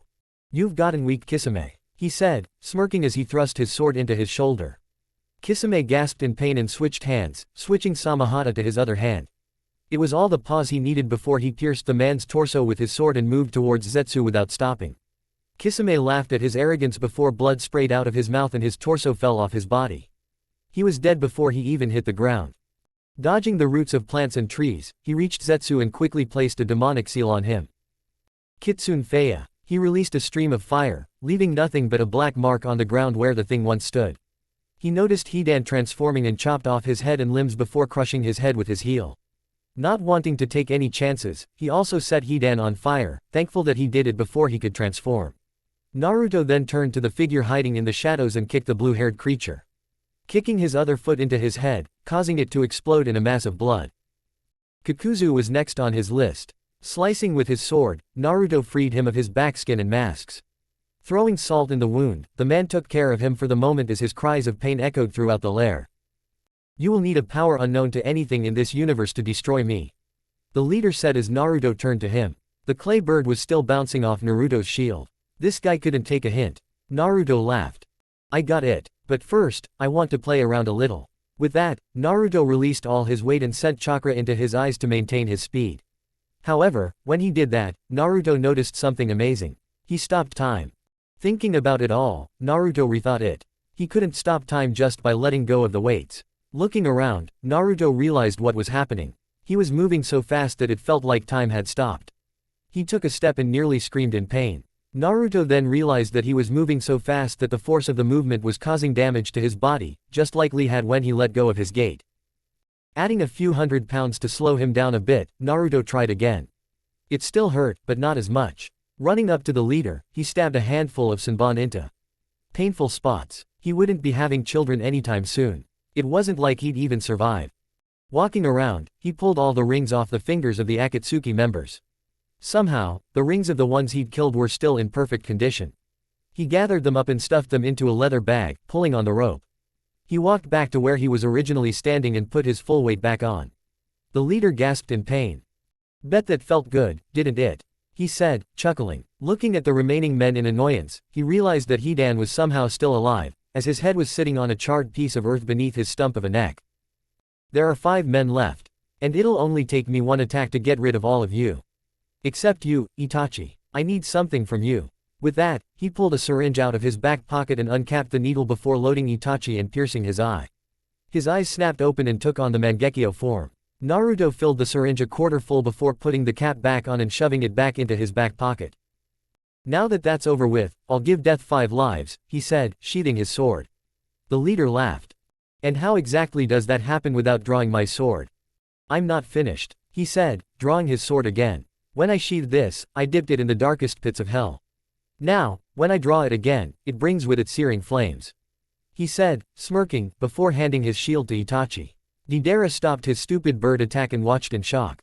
"Farewell, Akatsuki," he said, placing his sword to his shoulder, the flames dancing cheerfully as if they knew they were about to kill, and swung his sword forward and across. "Shinigami Jigojitoku. Death God's harvest," he screamed, the black flames burning a hole that seemed to lead to hell itself. Akatsuki's screams were quickly silenced by the flames. The explosion was visible for thousands of miles. The entire land of fire saw it. Konoha was in a frenzy. Tsunade's door burst open, laughing like a maniac as the council members rushed in. "What, may I ask, is so funny?" It's time to rejoice. The Akatsuki is dead, she said, taking out a bottle of sake and filling the glasses before passing them out. I told you Naruto would kill them. One of the members dropped his glass, but Tsunade caught it. These glasses are one of a kind. I only break them on special occasions, she said, handing the glass back to the council member. The others drank, glad that the threat was over. The door swung open and a fox appeared, carrying a scroll, a leather bag, and a vial with the cork threaded through a string. The member closest to the door reached for the items and quickly pulled his hand back when the fox growled, then nipped at him before running up to Tsunade. She took the items from the fox, who yelped. She smirked and scratched its ear. The small fox purred before disappearing into smoke. So what did the scroll say? The one who had almost been bitten asked. Tsunade. The council is probably furious right now after that black light. It was actually fire from hell, but the difference is the same. Tell them to start sharpening their axes because I'll be back with Sasuke before the month is out. I'll take a day to recover before heading to the village. Sakura and whoever is with them will have their other Uchiha back in no time. Oh, and you're going to miss the Sannin when I get back. Hitomi's going to kill me for playing around before killing the leader. She needs to learn to enjoy life. I freed Shukaku to go find Gaara. The other two were just freed and returned to the demon realm. Also tell those idiots on the council to stop screaming, I won't do this to their precious little village. Also tell them, she laughed. Tell them that their precious Uchiha Itachi is dead. This vial of blood is proof. It came straight from his eye. I rigged it so that once it's identified as Itachi, it will burn away. Oh, and just try using it on someone. See what happens. There was a drawing of a fox laughing madly. Naruto. P.S. I need your advice on engagement rings. She finished reading out loud and the lawyer was clearly not pleased. They ran out of the room, setting their glasses down on the table. Shizune and Sakura walked in, worry written all over their faces. The Godime handed them both a glass. What happened? Did they finally fire you? Shizune asked, smirking at her own joke, but worry was still on her face. Tsunade snorted. I wish I could. No, they were scared shitless that this fire was a threat. That's why we came, Sakura said. Tsunade tossed her a scroll. Sakura's face hardened as she read the note and Shizune read it over her shoulder. Sakura started laughing. That's a funny joke. Naruto Dobi defeated Itachi, Orochimaru, Akatsuki, Sasuke and caused that fire. It was thousands of miles away. He's too weak. Have you heard about Daizudeki? Sakura nodded. Have you heard about him coming to Konoha and us trying to catch him? She nodded again. It was actually Naruto, Tsunade said simply. Sakura laughed harder. It's a joke. It has to be. That idiot couldn't. She watched with wide eyes as Tsunade lined up 9 rings.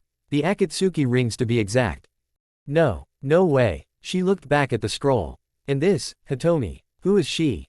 The Kyuubi. They're pretty heavily involved, judging by the postscript he put there. He's crazy. He's absolutely crazy. He's going to do it, she yelled, pointing at the fire that was still burning in the air. For Sasuke. At that moment, there was a giant explosion of ice, freezing the flames in place, and then they seemed to be sucked into a pipe. So that really is Naruto, she said in awe, watching the flames disappear. I'm going to find him, she said, running out the window as fast as she could. The council member ran in with a happy expression. She's not a nuclear nin, don't you dare. Tsunade yelled at the man who ran out of the room with a mix of frustration and fear on his face. Chapter 19. Sakura ran, forcing chakra into her legs to make them go faster. She knew it was several hundred miles, but thanks to Tsunade she had learned how to travel fast and far with barely any chakra. Naruto set up camp after sealing the fire into a scroll. Hitomi went to catch a rabbit, quite happy because she hadn't been able to hunt like a fox for a long time. Naruto had built a house out of wooden roots and was setting it up. Like food. He needed food. He heard Hitomi outside and went out, only to see the flash of a shinobi headband. Jumping into the forest, he let his half-demon form manifest due to him not being in the mood to fight. Naruto felt black fur appear on his body and his tails and ears came out. Drawing his sword, Naruto jumped behind the man and held the sword to the girl's neck. Sakura ran for about an hour or two before she found a house made of wood. Looking closer, she found that it was actually a house made of tree roots, meaning that it was built by a shinobi. She saw the door open and jumped back, hiding behind a tree. She peeked out from behind a branch and found the door wide open but no one was there. Stepping out from behind the tree, she felt the cold metal of the sword press against her windpipe and jugular. Any more force and she would be dead in a few seconds. Konoha nin, have you come for the bounty? I just killed the Akatsuki, do you seriously think you'll be a problem?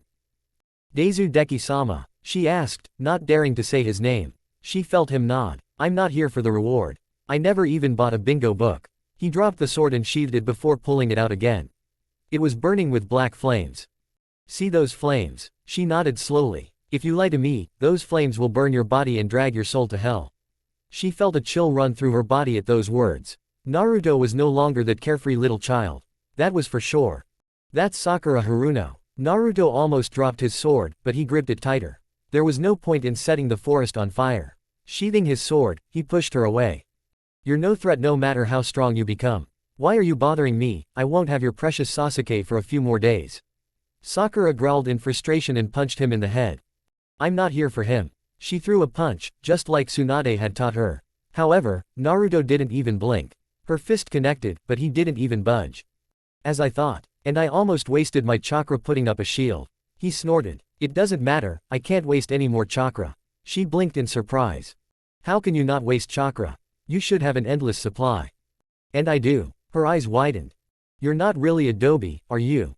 What gave you that idea? He asked sarcastically, but his eyes were icy blue. You're different. Understatement of the year. I'm sorry. Why do you have to be like that? I kicked you out of the village, made you responsible for Sasuke. I should have gone and tried to catch him myself instead of asking you to do it. You would have died. He would have taken the Chidori and stabbed you in the heart. Just like he did to me. I was wrong. You're not a demon. I just said it because I wanted you to feel bad. She actually looked guilty. I wasn't a demon. Look at me. I'm a demon now. The demon queen's boyfriend may eventually become the demon king. The title suits you, she said, suddenly snorting before charging at him and burying her head in his chest. He saw Hitomi pop her head out of the forest and start attacking Sakura. Naruto shook his head and waved her off. She stuck her tongue out and threw the rabbit before heading back into the forest, likely to find another. He looked back at the girl who had her head buried in his chest and was crying.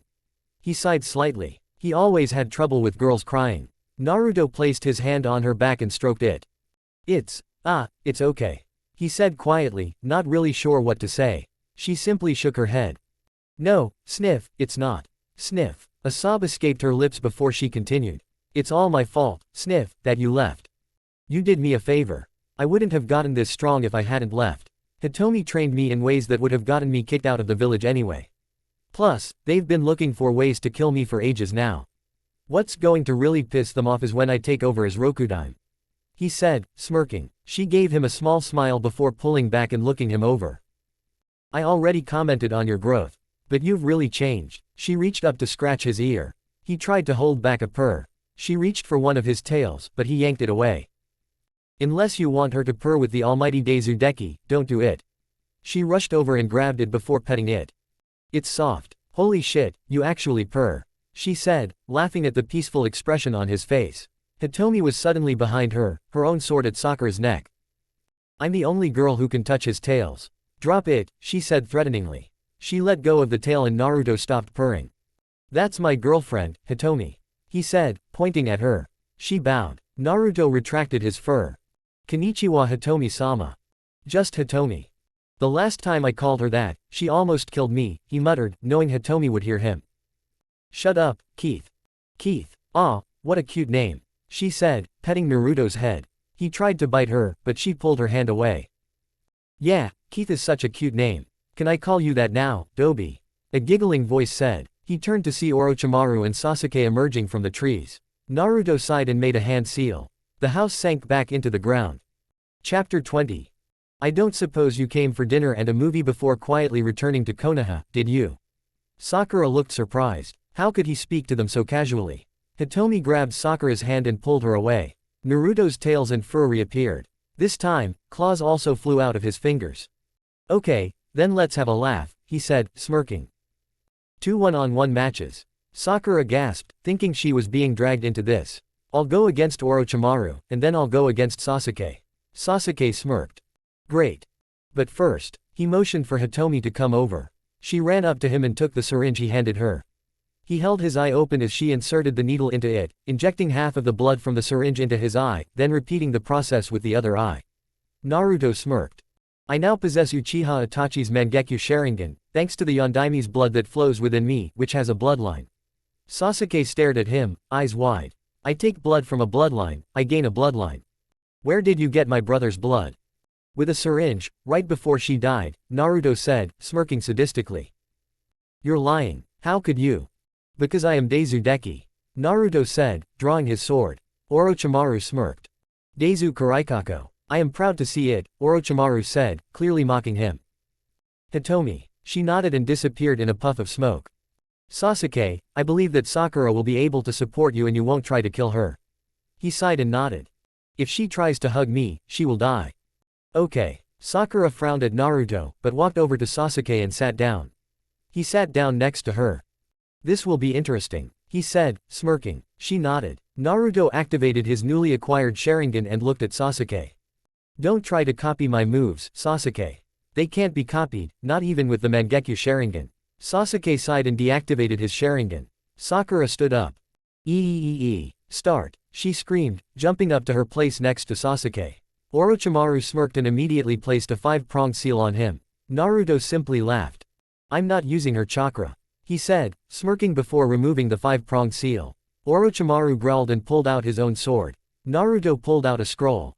I told Ba-chan I'd send her your head, but she didn't say anything about your body, he said, smirking before making several hand seals and slamming them into Orochimaru's chest.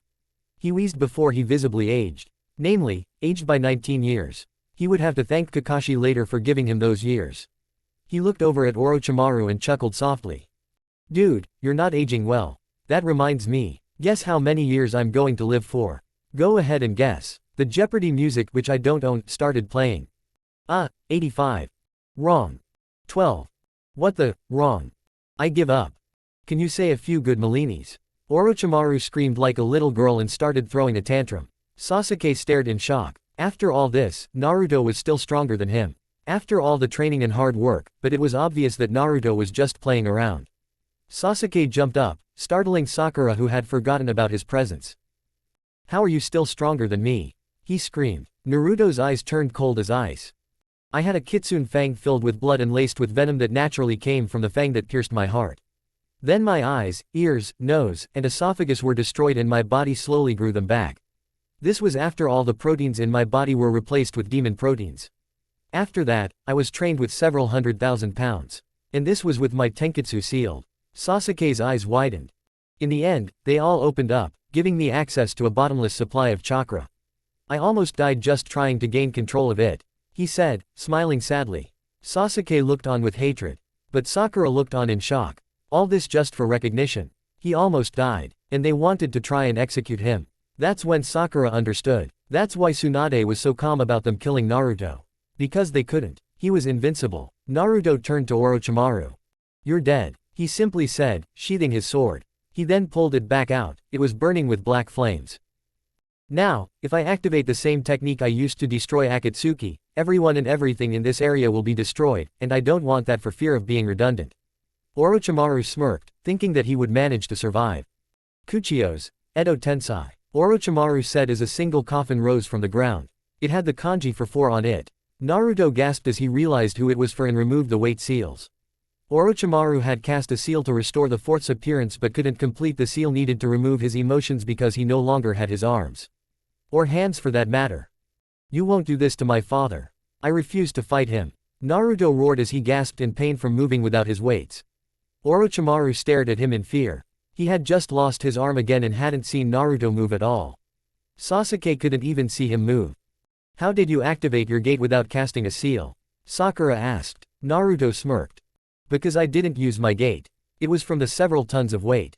The problem is, I can move quickly without my weights, but the strain on my body is 10 times greater than Lee's. Urashi stood there watching. Seeing that he would just be resurrected without any conditions, he looked at Naruto. Hey son. Not now, Otu-san. He said, sheathing his sword again, but this time when he pulled it out, the sword was silver. This is untested. I don't know how this will work. You will make a good test subject, Orochimaru. He said, stabbing the sword into the ground. He held it next to Orochimaru's neck. The man screamed from the heat it gave off. Naruto finally sighed and let the sword slide down the snake's neck. The smell of burning flesh filled the air, causing the onlookers to hold their noses. Tucking Orochimaru's head into his duffel bag, Naruto slammed it down next to Sasuke, who stood up to fight. This is where the real battle began. The one that would write Naruto and Sasuke into the history books as part of Konoha. Chapter 21. So, for old time's sake, wanna go back to where it all started? Sasuke asked, smirking. They both knew that one of them wouldn't make it out of this, or more likely, alive. Naruto smirked. To the Valley of the End. They both nodded before turning and leaving, Naruto picking up the bag containing Orochimaru's head. He looked back at Arashi and Sakura. If you don't want to miss this fight, I'd suggest you come, because we won't be waiting. With that, he jumped up into a tree and sped off. Arashi smirked and followed after them, Sakura right behind him. They landed and Arashi pulled out a scroll and quickly scribbled something down before unfolding it, facing the lake. Ah, sorry, Yondaime Dono. Arashi laughed and rubbed the back of his head. Sakura's breath caught in her throat. He looked just like Naruto. Please call me Arashi. Dono is too much for me. Arashi, what is this for? Huh, he realized she was pointing at the scroll. Oh, this is a recording scroll. A personal creation. See that circle in the middle? He said, pointing at it. She nodded. It acts like a video camera. It then records what it records onto the scroll so it can be watched or read. Amazing, he nodded. It's beginning. She looked down and noticed that it was indeed beginning. A blue flash appeared in her field of vision and she looked at Arashi. In case it gets too dangerous. Always trust a good barrier. She laughed lightly, then turned serious, looking at the both of them. So Naruto, are you sure this is a fair fight? After all, you have unlimited chakra. Mine is equal to yours if it was limited. If you did this, just to be fair, Sasuke left his sentence hanging in the air.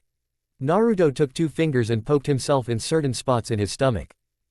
We're even, but if you remove your level 3 seal, which I know you already thought of, I'll release my chakra. Or even your level 2 seal, I'll release my chakra. Sounds fair. Let's go. Naruto nodded and laughed as Sasuke started to Chidori. Really, it's just like old times. He breathed out as Sasuke stuck his hand into his chest. You've gotten faster. Die. Sasuke ripped Naruto's heart out of his chest. Sakura gasped and choked at the sight of the still beating heart. The remaining blood inside the heart spurted out before it finally stopped. Sasuke smirked. You underestimated me, he said as he used a fire jutsu on the heart, just for fun. No, you underestimate me, Sasuke. Naruto said as he stood up. The hole in his chest showed the beating part of the heart. Sasuke roared in anger and snatched it again. This time, Sakura snatched her lunch. Arashi quickly used the barrier to push him into the lake and handed her the bag. That was disgusting. They both said it at the same time, talking about 2 completely different things. Naruto just laughed, his heart beating faster this time. Sasuke roared and ripped it out again. He did it a few more times before Naruto growled and threw it away. It'll grow back, stop ripping out my heart. He yelled. I noticed. Sasuke grumbled, getting up from the ground. Sasuke smirked and activated his Sharingan. Naruto smirked and activated his own Sharingan. He filled it with his own chakra and something amazing happened. The 3 colon-shaped pupils changed shape into slits. Much like Naruto's center pupil. Sharingan no Zakitsune. Fox Sharingan. Naruto smirked. More powerful than the Mangekyo Sharingan, and has. A 4th slit pupil appeared, pushing the other 3 aside to make room. 4 pupils instead of 3. He turned it to the Mangekyo Sharingan but for Kitsune. And a 4th wheel. Sasuke growled. Naruto was still stronger, even with his limited chakra. Almost too strong. What are you? No mortal can become that powerful. Naruto laughed. Because I'm not a mortal. I'm Shu no Kyuubi, Demon Fox King, he said, laughing at Sasuke's expression. Sasuke growled and entered his 3rd level seal. 2 horns erupted from his forehead, and 1 more from each elbow. His 2 giant wings flew out from his back. Naruto smirked, releasing all of his chakra. Sasuke pulled out his Kusanagi and formed Reikiri. Forcing them together, he formed a sword that glowed with electrical energy. Naruto smirked. Alright, let's start with the Kenjutsu. With that, Naruto pulled out his Deizu Karaikako. Sasuke smirked and charged at Naruto. Naruto swung his blade and blocked his strike. Forming a demonic seal with one hand, Naruto released a quarter of his weight. Swinging his blade, Naruto severed the horns on his forehead. They grew back as Sasuke swung again. Naruto jumped back and sheathed his sword before pulling it back out. It was silver again. Kill me, Naruto. You have to bring me back alive, remember? He said, laughing. However, his laughter was cut off as his Reikiri Kusanagi rushed in. Naruto's blade turned black again. Sasuke simply growled and punched Naruto, who jumped out of the way, but was cut by Sasuke's elbow. Kicking him in the back, Sasuke jumped away from Naruto. Forming a rasengan out of black chakra, Naruto aimed at the still floating Sasuke and fired. The black ball flew away but was caught by Sasuke, who threw it back. Naruto raised his hand and absorbed the ball. Sasuke finally caught himself and charged again at Naruto, who was just standing there. Sasuke broke through several seals and fired at Naruto at point-blank range. Kaden, Karyu Enden, fire release, dragon fire missile. He continued this for a few seconds. Sakura gasped. Sasuke had finished it and Naruto was just standing there, unharmed. Want to try this again? With that, he hit Sasuke in the head with his clasped hands, sending him to the bottom of the lake. Naruto dipped his tail into the water and within seconds, Sasuke was in his grip, sending him flying towards the valley. Sasuke was lying on the surface of the water, gasping for breath. He then stood up and lunged at Naruto again, kicking Naruto in the stomach. Naruto was sent flying towards the valley, leaving a much larger hole than Sasuke had left thanks to his weight. However, Naruto popped out with a barrier of black chakra surrounding him, much like the red chakra in their first fight, except this time there was an outline of 9 tails and the fur on his ears was black with the tips turning white. Naruto charged at Sasuke, ready for a rasengan, and clashed with Sasuke's Habataku Chidori Thousand-Bird Slash. Urashi quickly created a tiger seal, strengthening the barrier. Sakura looked at him in confusion. "This is not going to be pretty," he said, winking as the shield strengthened. Sakura glanced at him before looking back at the two boys. Their attacks were evenly matched, but they still poured more chakra into him. Sasuke knew that if he didn't find a way to end this quickly, he would run out of chakra before Naruto, considering he had an infinite amount. However, at that time, a spark flew out of his Habataku Chidori, heading straight for the center of Naruto's rasengan. The resulting explosion was the same as their first battle. Except this time, they both had the strength to stand up. "Enough warming up. Let's get real." Sasuke nodded, his wings stiffening. Naruto broke free of his half-demon form and the outlines created by his chakra filled with actual tails. Then the outline of the 10th tail extended outward, making room for his 10th tail. Sakura stared, shocked. Naruto was actually the most powerful being in the world. He was the first to reach the 10th tail. That's when he sighed. 1 second. Sasuke's serious face turned into confusion as a beautiful girl appeared next to him. "Thank you, whale. Looking through your eyes is really boring. I'll be there." With that, Hitomi jumped onto the edge of the valley and Urashi let her pass by the side of the barrier and then expanded it to cover the third body. "Okay, sorry. She's been pestering me this whole time to let her out," he said with a sigh. Sasuke sighed and shook his head. Even in the middle of a battle, he was still a complete idiot. "Let's just do this," Sasuke growled. Naruto nodded. "The memories are consuming like opening a wound. I'm tearing myself apart again, you all assume. I'm safe here in my room. Unless I try to start again." Sasuke decided it was time to go on the offensive. "So Naruto, what do you think will happen when they take me back, say you win?" Naruto looked at him, confusion etched on his face. "We'll never be a team again. They'll kill us both, and Sakura will be left all alone." Naruto growled, swinging a clawed hand at him. "I don't want to be the one. The battles are always chosen, because inside I know that I'm the one who messed up. Except you're the Kyuubi, you'll live." Naruto's eyes widened in realization. "But I don't have those powers. So I'm not coming back like you." He kicked Naruto in the head, sending him into the water. "I don't know what's worth fighting for. Or why I have to scream. I don't know why I'm causing this. And say things I don't mean. I don't know how I got to this point. I know it's not normal. So I'm breaking this habit. Tonight." "Shut up," Naruto yelled, punching Sasuke in the stomach and sending him flying.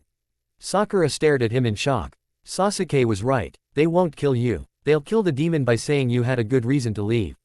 You're their precious Uchiha. The only Uchiha left. Clutching my medicine, I locked the door tightly. I tried to catch my breath again. It hurt. More than ever before. I had no choice again. Sasuke lunged at Naruto and grabbed his shoulders, shaking him. "No, you're lying. If I'm the only one left, that means Uchiha Itachi is dead. I killed him relatively easily." Sasuke stared in shock. What's the point of getting stronger if he no longer has a goal? "I don't know what's worth fighting for. Or why I have to scream.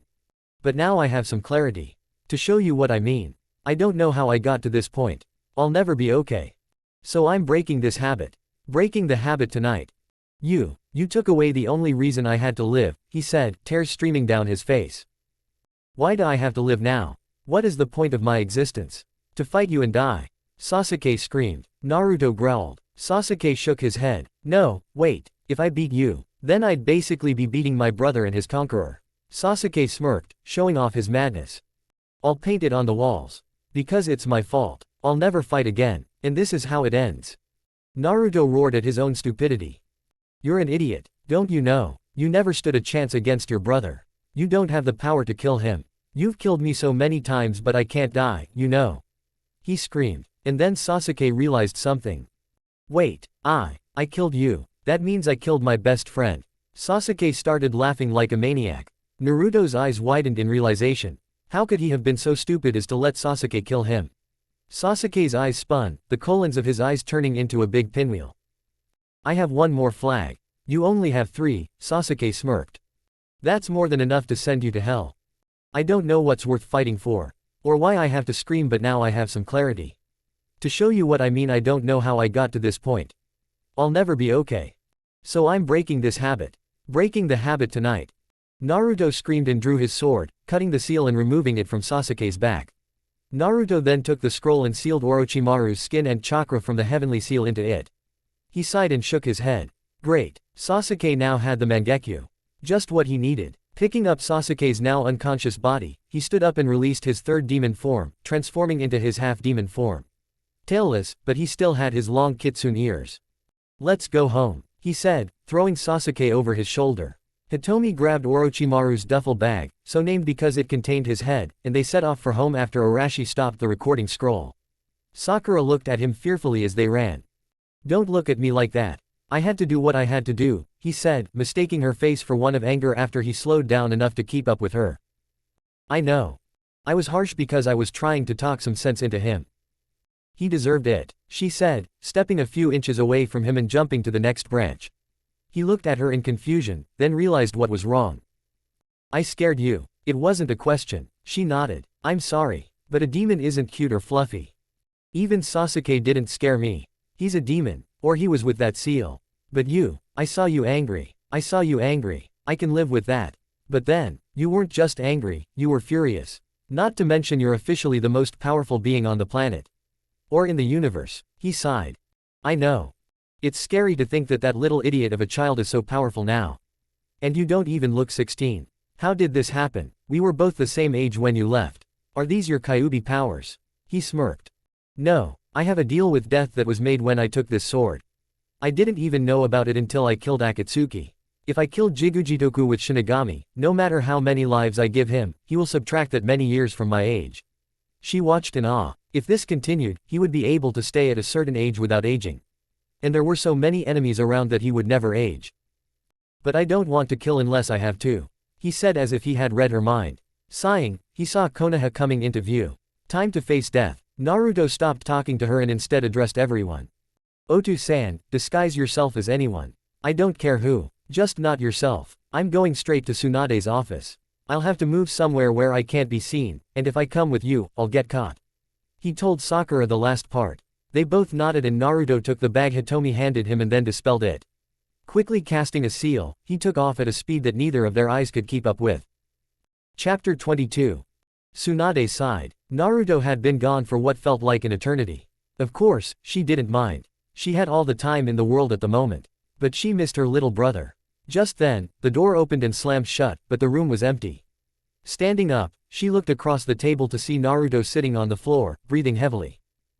This is what sucks about being a ninja nuke. I can't go anywhere without getting chased, and it really hurts when I have to move so fast, he said, standing up. Tsunade smirked. Guess what? The council is going to try to kill you. Naruto stared blankly at how happy she was about that. You're going to die, come back because of your kitsune blood, and then you'll pay your debts, and you'll be on the hook.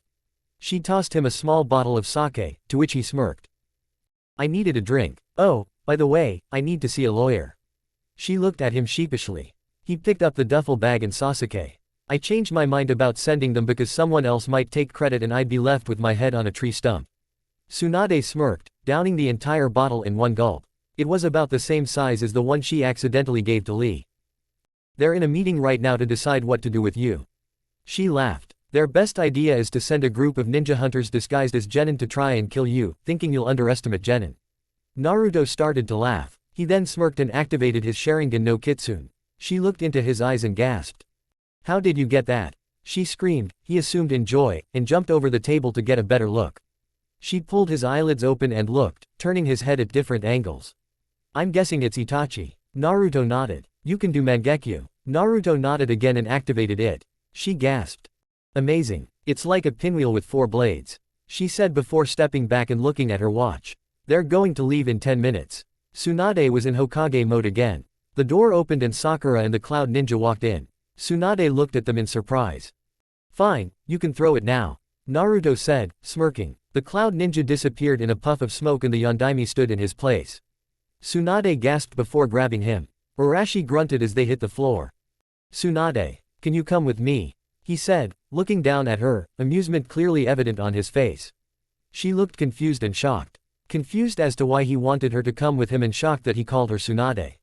Nodding, she pushed herself off of Arashi using his stomach, causing him to groan, and followed him. Sasuke was still unconscious and would likely remain that way for a long time. They walked up a flight of stairs and Tsunade tried to knock on the door, but Naruto beat her to it with his foot. What does this mean? The screaming man stopped when Naruto walked in.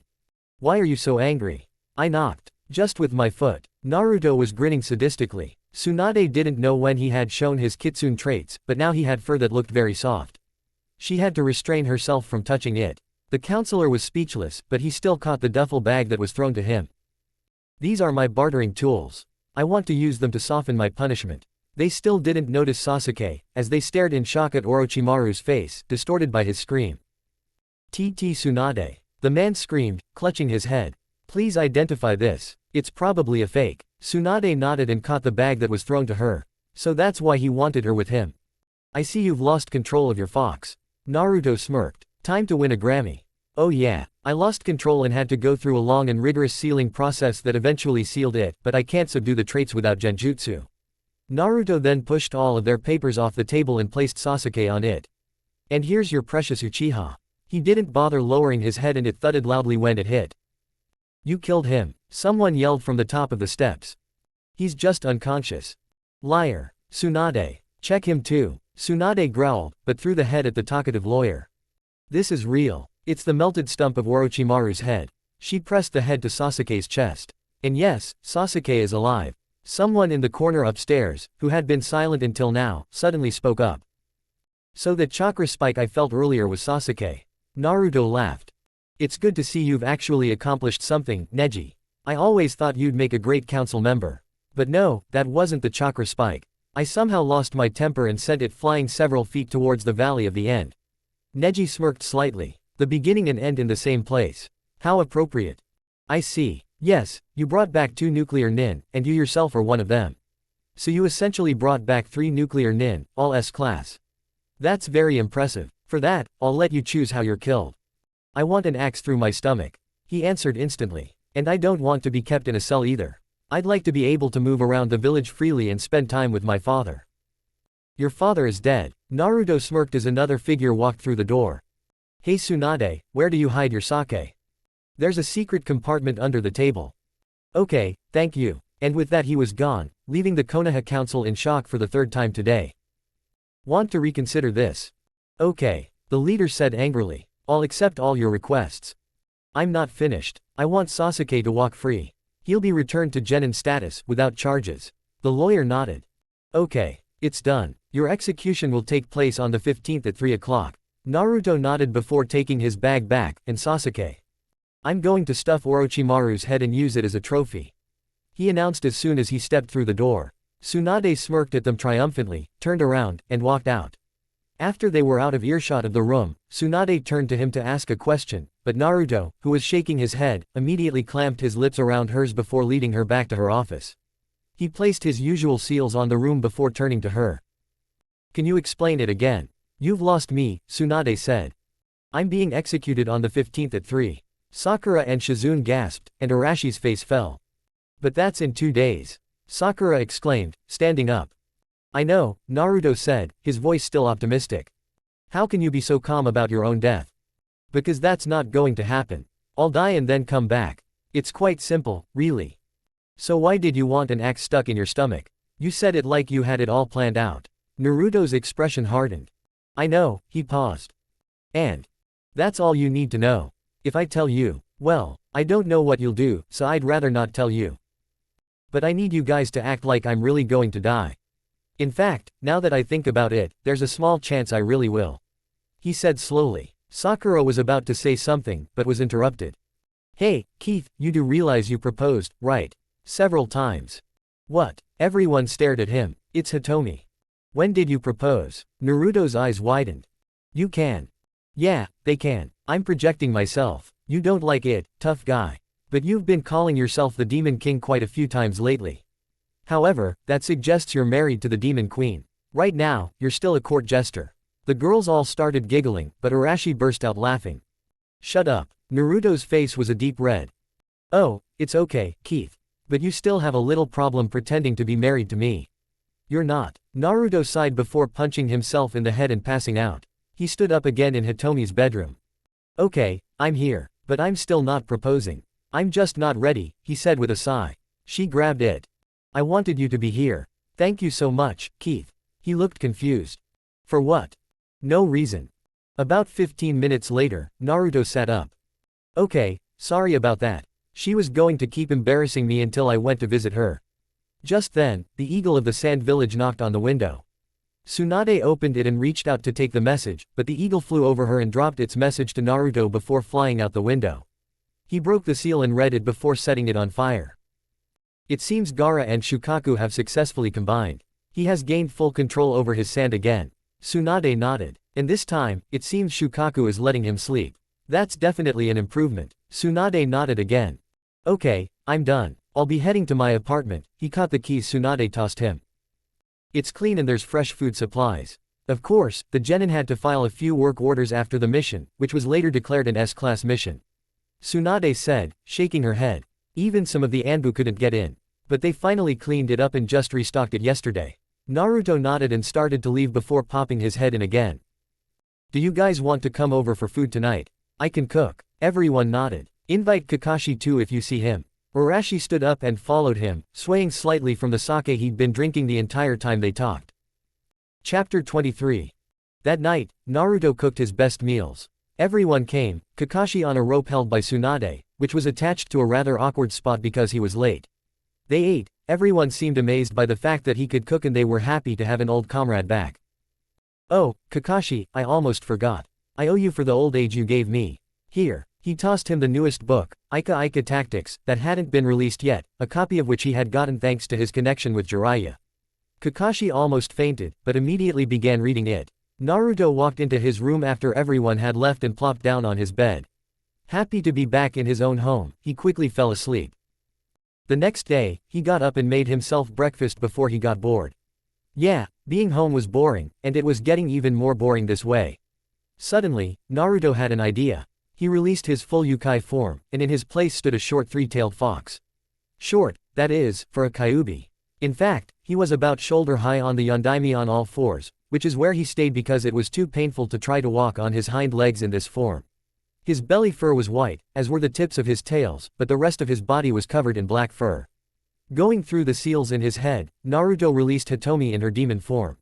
They were both three-tailed, but it was obvious that she was the female of the two, due to her being much shorter than him.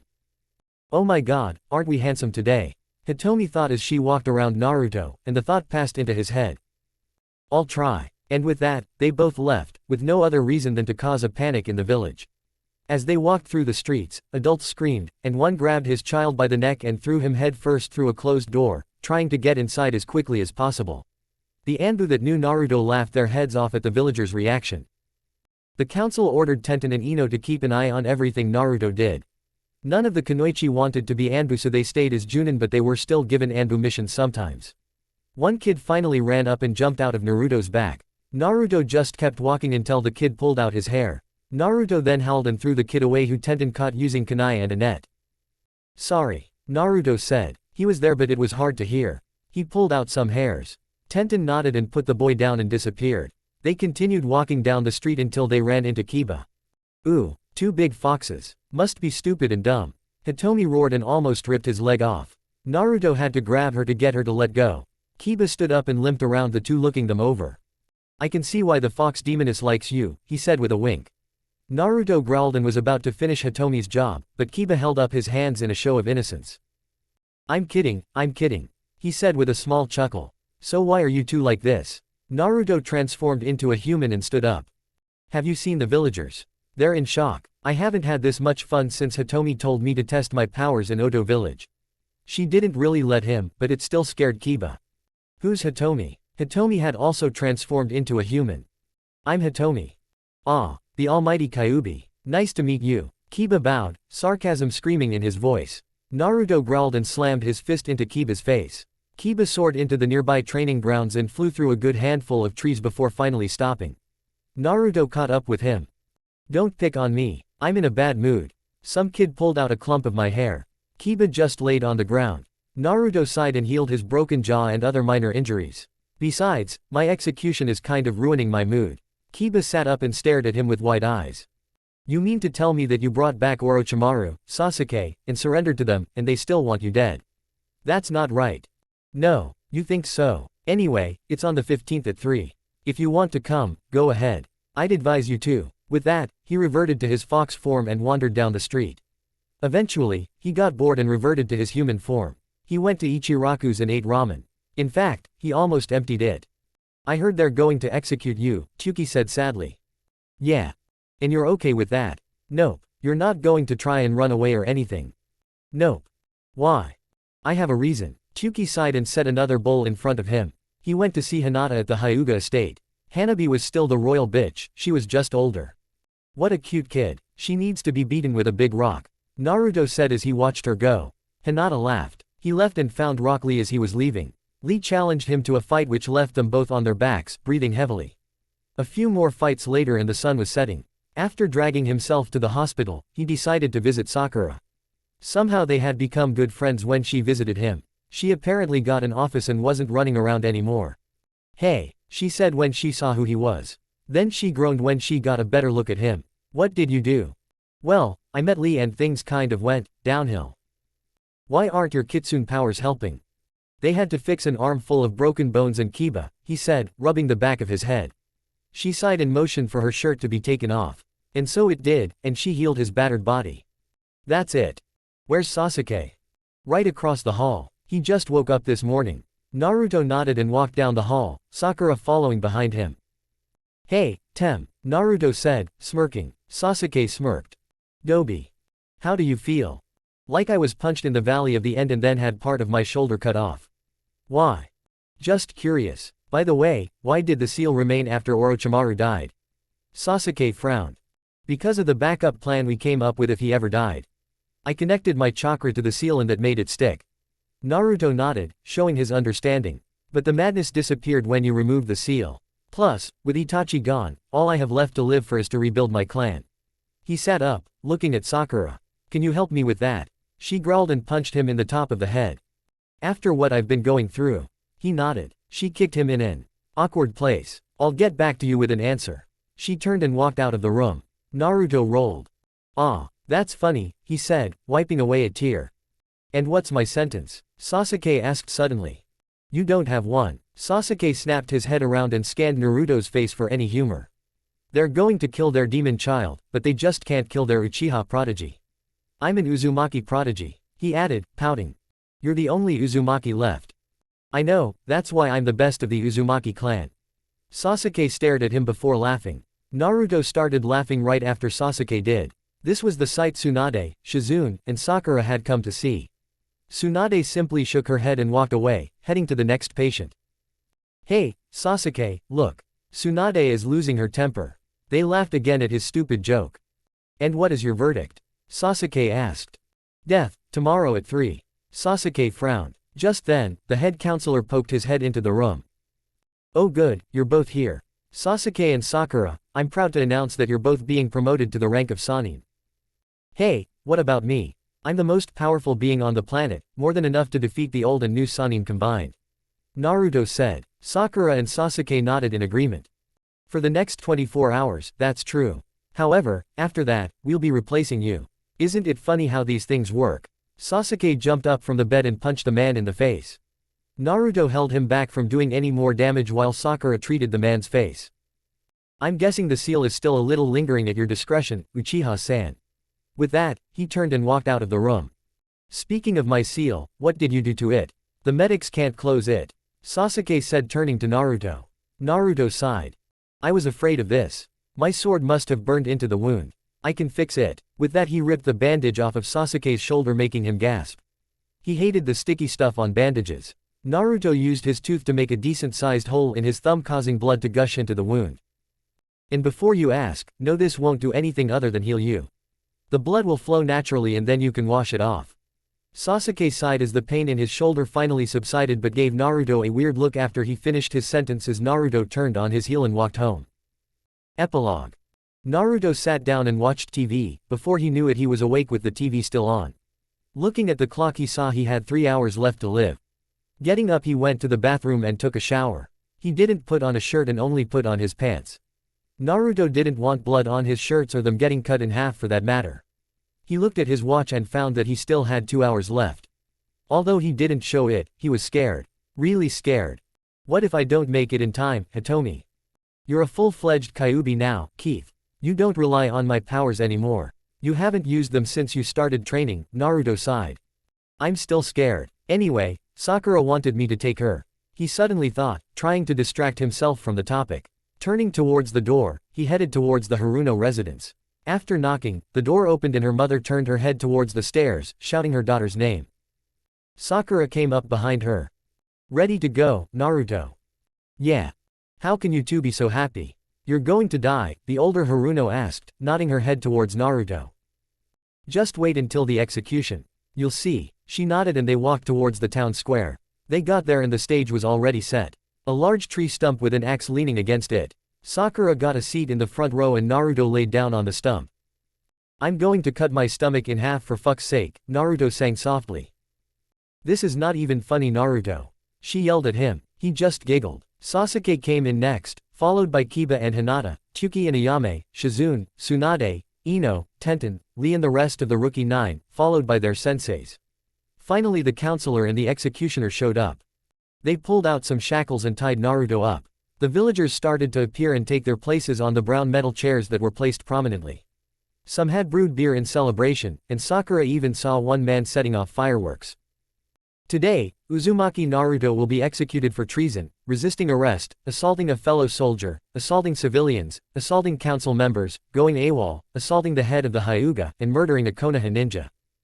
Really? Who did I kill? Naruto asked, craning his neck back to look at the man. Orochimaru. What? The damn it. He was in the bingo books. Look in my left pocket, he's in the book. The councilman did so and found that it was there. He already knew it, though. The man just wanted to make Naruto look worse. His punishment is death by choice, and he chose an axe to the stomach. Naruto nodded. At least he was right about that. The executioner stood up and raised his axe. Now cut straight at the seal. The executioner nodded as Naruto formed chakra to show the seal. A drum sounded in the background as the man stepped back and struck as hard as he could. With a dull thud, the axe hit the stump. Thank you, sir, Naruto said, coughing up blood. They removed his shackles and set his legs on fire at the edge of the stage. At that moment, his half-seal glowed red. Thank you, sir, for releasing Hitomi. A pillar of red chakra shot out from it and Orochimaru's voice disguised as Naruto's. The nine-tailed fox, Kyuubi, also known as Hitomi, can only be released with a fatal blow to the stomach. Naruto shuddered before finally calming down. The almighty Kyuubi broke free of the seal and transformed into a man in midair. Her chakra shot out next, striking her in the chest. All 9 tails flew out of her tailbone, and her claws and fangs extended, and her fox ears flew out of her head. She stood there, grinning like a maniac. Naruto, your turn, was all she said as his body glowed black before disappearing. Suddenly, millions of white threads shot out from his stump of a body, following a loud sigh from Naruto, twisting and turning together to form the bones for his legs. Red and white threads then shot out to form muscles and tendons. Skin then grew. Tsunade tossed him a pair of pants, which he pulled on with a grateful expression. He put them on before his regrowth was complete. Standing up, he wobbled a bit at first, but quickly regained his balance. Tsunade stood next to him. Naruto has paid his dues. He is dead, albeit temporarily. All charges have been filed and punishment has been paid. He is now reinstated as a genin and I am promoting him to Anbu effective immediately. I will retire in a month and Naruto will take my place as the Rokudime, she announced. And Naruto had single-handedly taken on a record 25 S-ranked missions, beating the old record by 5, and had also been trained by Tsunade to be Hokage. Now he stood at the top of the Hokage Tower, in front of the entire village. I accept the role of Hokage and hereby pledge to protect this village for as long as I want. Then I will step down and let someone else take over the role. But that probably won't happen for a few centuries. A collective chuckle went through the crowd as Arashi and Jiraiya watched with obvious pride in their eyes. There's something I'd like to do right now too. He motioned for Hitomi to come over. She did, and he knelt down, asking her to marry him. She smirked and shook her head before saying yes. Naruto, stop worrying so much, she's known you her whole life, if she was going to leave she would have already, Sasuke said, placing his hand on Naruto's shoulder. Naruto nodded and waited. It was the day of his wedding to Hitomi, and Naruto was about to wed himself. Sasuke was Naruto's best man, and Naruto's body tensed as the music started. Jiraiya, Arashi, and Guy had somehow ended up as priests. Naruto still didn't know how it happened. There was only supposed to be one. And they were supposed to be priests. Okay, Naruto, Arashi said, looking at his son. Do you take this woman as your wife? I do. And Hitomi, do you take this young man as your husband? Guy asked. I believe you do, she said. You can't kiss the super bride. Jiraiya announced. Naruto glared at the three of them before being pulled into a kiss where mothers covered their children's eyes. Kiba was recording it to use as blackmail against Naruto later. Hitomi on the other hand was enjoying it. This idea of a marriage where you had to kiss just to get married was a great idea. Amazing people came up with this. After a minute or two, Arashi loudly cleared his throat and took the notepad from Jiraiya's hands. Naruto smirked and they walked back down the aisle. I told you so, Sasuke muttered to Naruto. At the party, Hitomi caught everyone's attention. I have an announcement to make. Naruto is here, going to be a father. Everyone cheered and clapped their hands and Naruto screamed like a little girl and promptly fainted. Kiba was still getting blackmailed. The great Daizudeki just squealed and fainted. He told Hinata and they both laughed their heads off. They had been through this before and were glad Naruto hadn't had time to put anything on them during the ceremony. Kiba laughed even harder when Naruto did it again after coming to his senses and finding out they were having twins. A boy and a girl. Naruto later walked up to Sasuke and saw him and Sakura kissing. And from the looks of it, there would be another wedding and a new beginning for the Uchiha clan. Naruto turned around and came face to face with Hitomi. I guess they're right, she told him before grabbing Naruto. And so, about a week later, Naruto had to get up with Hitomi, who was leaning over the toilet and vomiting. I hate kids, she muttered to Naruto before running off to the toilet again. Naruto just sighed and continued to stroke her back, trying to calm her down. After she finished throwing up, they sat on the couch doing nothing but enjoying each other's company since Naruto hadn't had time to set up the TV and Hitomi was determined to make him do it. So how long will it be before, he cleared his throat slightly. I'm giving birth, Naruto squeaked softly, causing Hitomi to laugh. It takes a year for the Kyuubi. It takes an extra 3 months to gain the Kitsune traits. Naruto simply nodded. And set up the TV, damn it, she said, wanting to get rid of the awkwardness. He simply nodded again and stood up, heading for the cable box.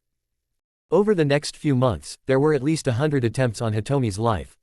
Each assassin was slowly killed and their dead bodies were hung by their ankles from the front gate as a sign of what would happen to the assassins. This seemed to stop the attempts. After Naruto found out that the assassins were being sent by the mist, he declared war and returned a week later. The mist continent had literally been wiped off the map. Not even land remained. Hitomi, Jiraiya, Arashi, and Naruto had taken up residence in the Uzumaki compound after Naruto became the Rokudaime. At this point, Naruto was running around screaming. Hitomi's water had just broken and Sasuke and Sakura were at their house.